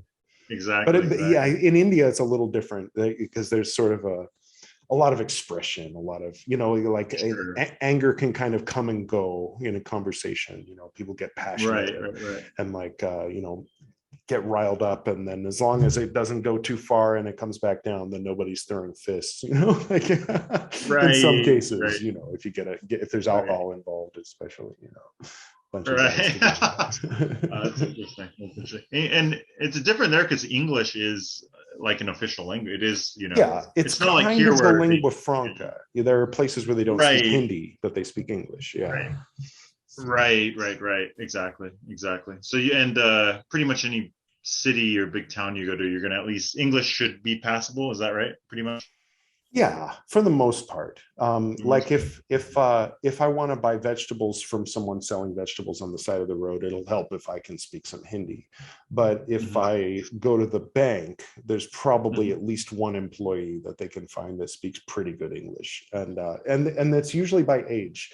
Sometimes if you go to what they call here an uncle store, which is sort of like, I guess, before the grocery stores that we're used to, like they had these stores where there'd be one guy standing at Oh, sorry, I just hit the microphone. One guy standing at the table, and you come up and you tell him what you need, and he goes and grabs it for you and comes up. So sometimes those places, they'll have their kids and the grandkids or niece and nephew working there. And so more often than not, if I went and there was a whole family there, they'd have to bring out the 7-year-old to like, oh, someone's speaking English, bring out, and they'd be there with their smartphone, and they say, what do you need? Okay, that'll be 235 rupees. Okay, here's your change. And then the grandpa has no idea what just happened with what they were talking about. So that's fun. Wow. Yeah, it's interesting. And then there's debate about whether that's a good thing or not. For example, in order for an Indian person to advance at an Indian company, that not knowing English can be a barrier. And so there's like philosophical, debates about whether that is good, or comparing to other countries that don't do it that way, like China, or, where there's no requirement to learn English. But then on the other hand, I don't know, maybe I shouldn't talk too much on the other hand because of my own skin tone, but you know, like speaking pro Indians learning English, I don't know if I should take that position. You know, it could be taken out of context, but I can see both points of view, you know.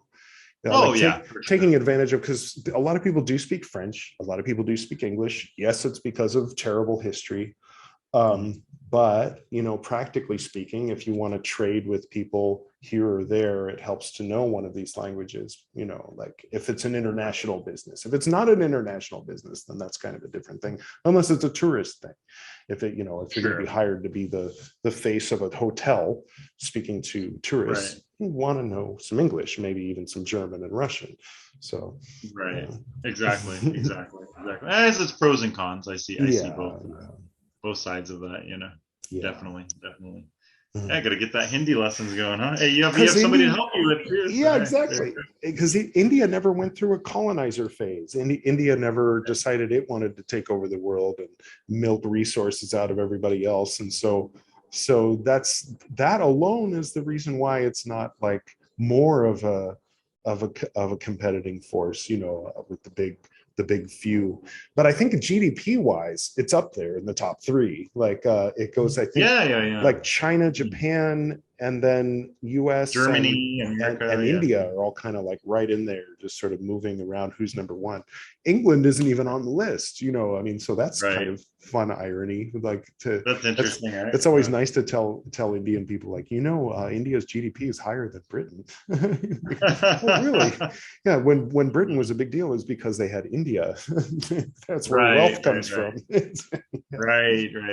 No, for sure. Yeah, very interesting stuff. I'm at the college soon because it's getting late here. Oh, like it's past midnight on this end, but what should we close with? Let's see. Maybe tell me about the meaning of the name of your podcast. Oh, okay. That's interesting. Okay.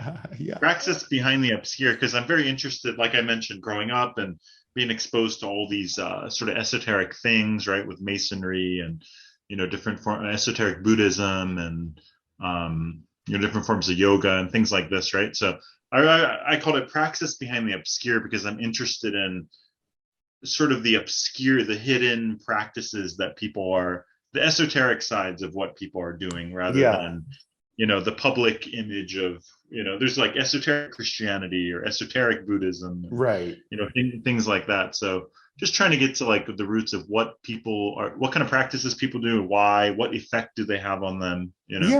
That kind of thing, you know. We should do this again sometime, maybe not tomorrow, obviously, but in a month or two, and talk about some of those things. I feel like, I mean, I this was good to like to meet and kind of like get to share but we kind of didn't go too much under the surface. But we'll do that. I think we should do that because we could do a follow up. We could do a part two. That'd be good. Because these were a lot of external things and ideas, and if one can infer our inner processes by our point of view about these external things. But it'd be interesting to really dive in and because you mentioned, I think, the Western, what was the word you used? The Western has emanationist. Emanationism, right? Non-duality and non-duality, emanationism, and then there's panentheism, and exactly. And like how do we feel about these things, and where are we at with them, and how did they evolve over time?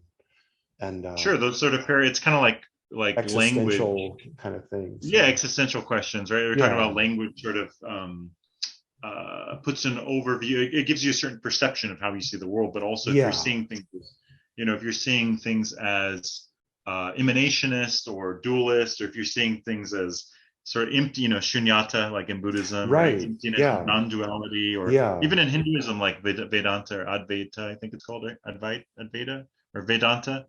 I believe is also like shunyata is in there's a similar concept, but there's this famous debate between a Brahmin and Buddha where the Brahmin was basically saying that it's all one self, and the Buddhist was saying there is no self. And Right, right. and in the Hindu version of the telling of that, the Brahmin wins because they go, well, if you don't exist, then I guess you have nothing to say. Then I win the argument. Some smug, stupid thing.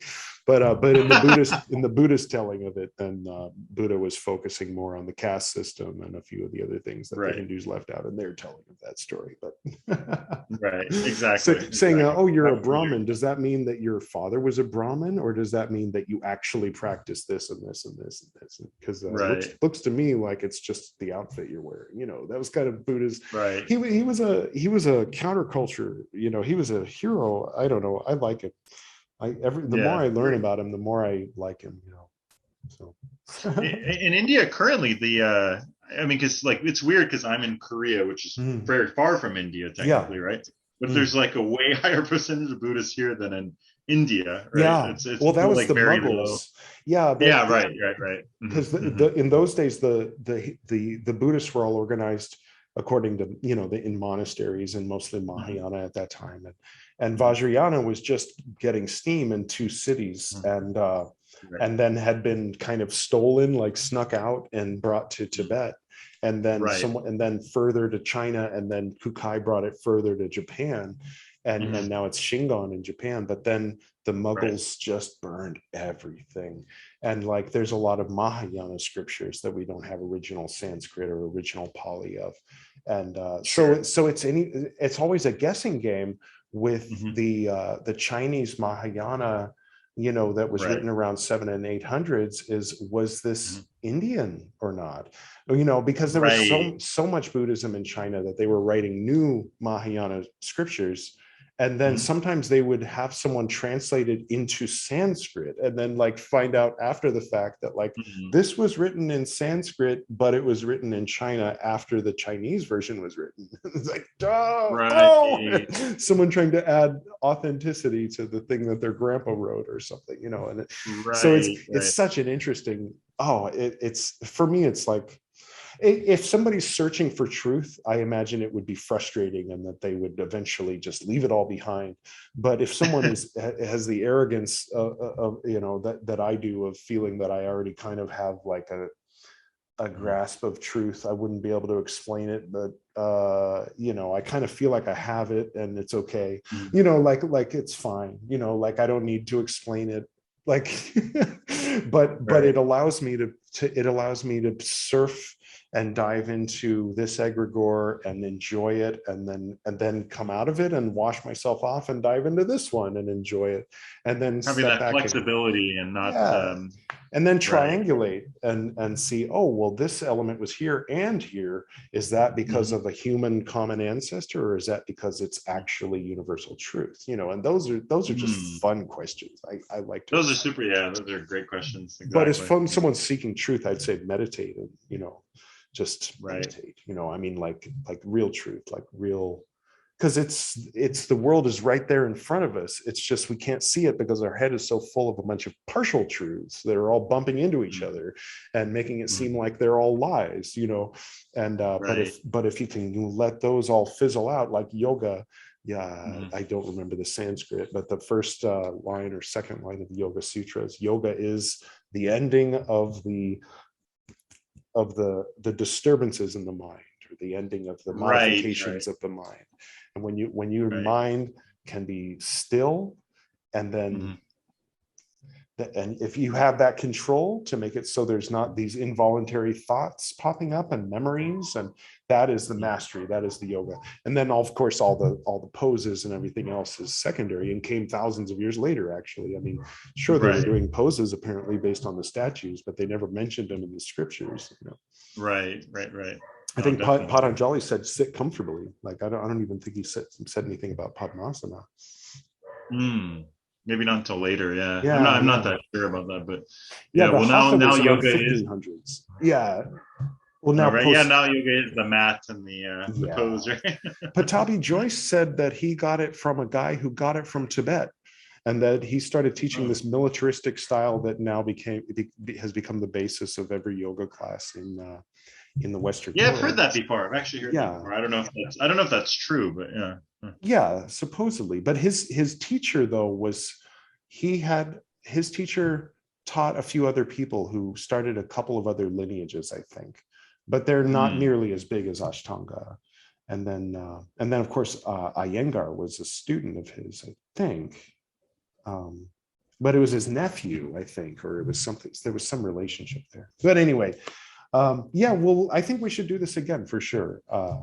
And we can think about some topics. Yeah, definitely. We can do a round 2 later on for sure. Yeah. We'll figure it out. If anybody has any requests for us, just post in the comments below or write to us, depending on where you're seeing this or hearing this. So sounds good. Thank you very much for the simulcast. Yeah, that was a lot of fun, and definitely looking forward to the next one for sure. Yeah, for sure. So we got a lot of culture, you get a lot of travel, you get a lot of like you said, the external side. Next time we'll maybe go a little more. We'll dive a little bit into the deeper stuff. Yeah. Yeah, exactly. Cool. No, that'd be great. That'd be fun. That's good. Okay, all right, cool. All right, take it easy. You too. All right. Yeah. Good night.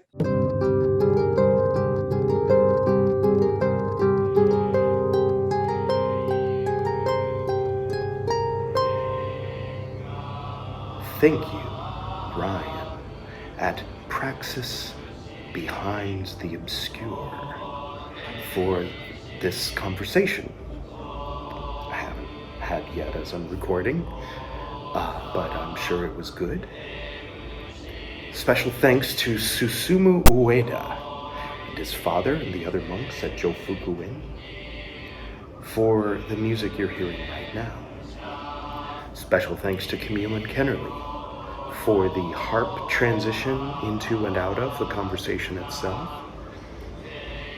Special thanks to Jean-Michel Jarre for the music behind the Transformations reading. Most importantly, thank you to you, the Esoterinerd, listening to this podcast. I hate to disappoint you, those of you who are expecting Brian Dahl at the end of this, but if I do it every time, then it's not special. So we'll listen to some Fraterarsi instead. In this darkly splendid world, I went to make my way one day through the dark night like a child. I set out to find the one true way on the forest too damn long. By the Abbey Agnes mountainside, woke up to the golden dawn, and to Telestai I learned to cry. And when all the phantoms vanish and I see the formless fire, as we dance within the moonlight, naked in nature's empire. In the vault of light I heard the whisperings of some god unknown, like a lover's gentle word. I knew that it was time now to atone for the sweethearts that died wrong, for the sorrows of Isis who seeks for the kisses that belong upon only one true lover's cheek.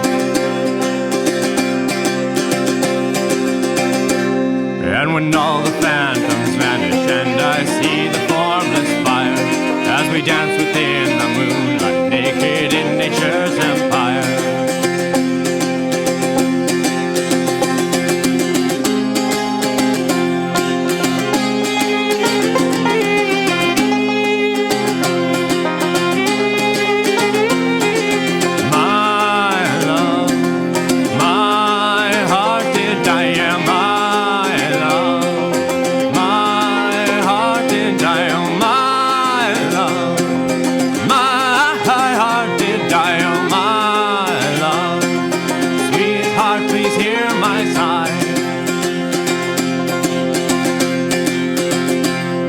Into darkness we must go to initiate all we can be. My true will I must know. Open your eyes now and come with me, for the sweat our bodies share, for the wine and bread your body is. Please my story know I care. Aphrodite goddess, you're my bliss. And when all the phantoms vanish and I see the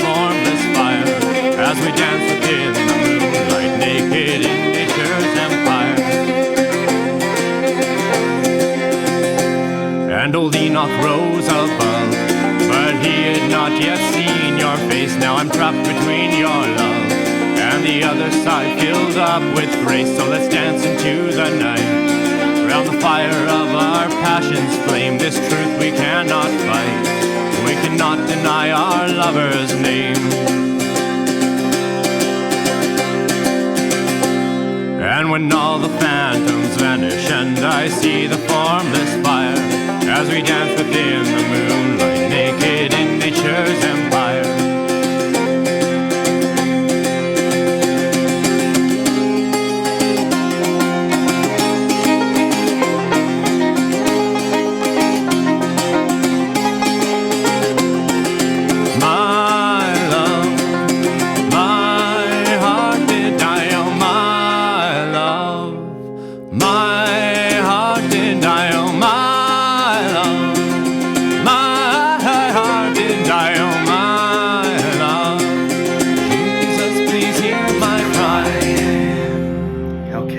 That was fun.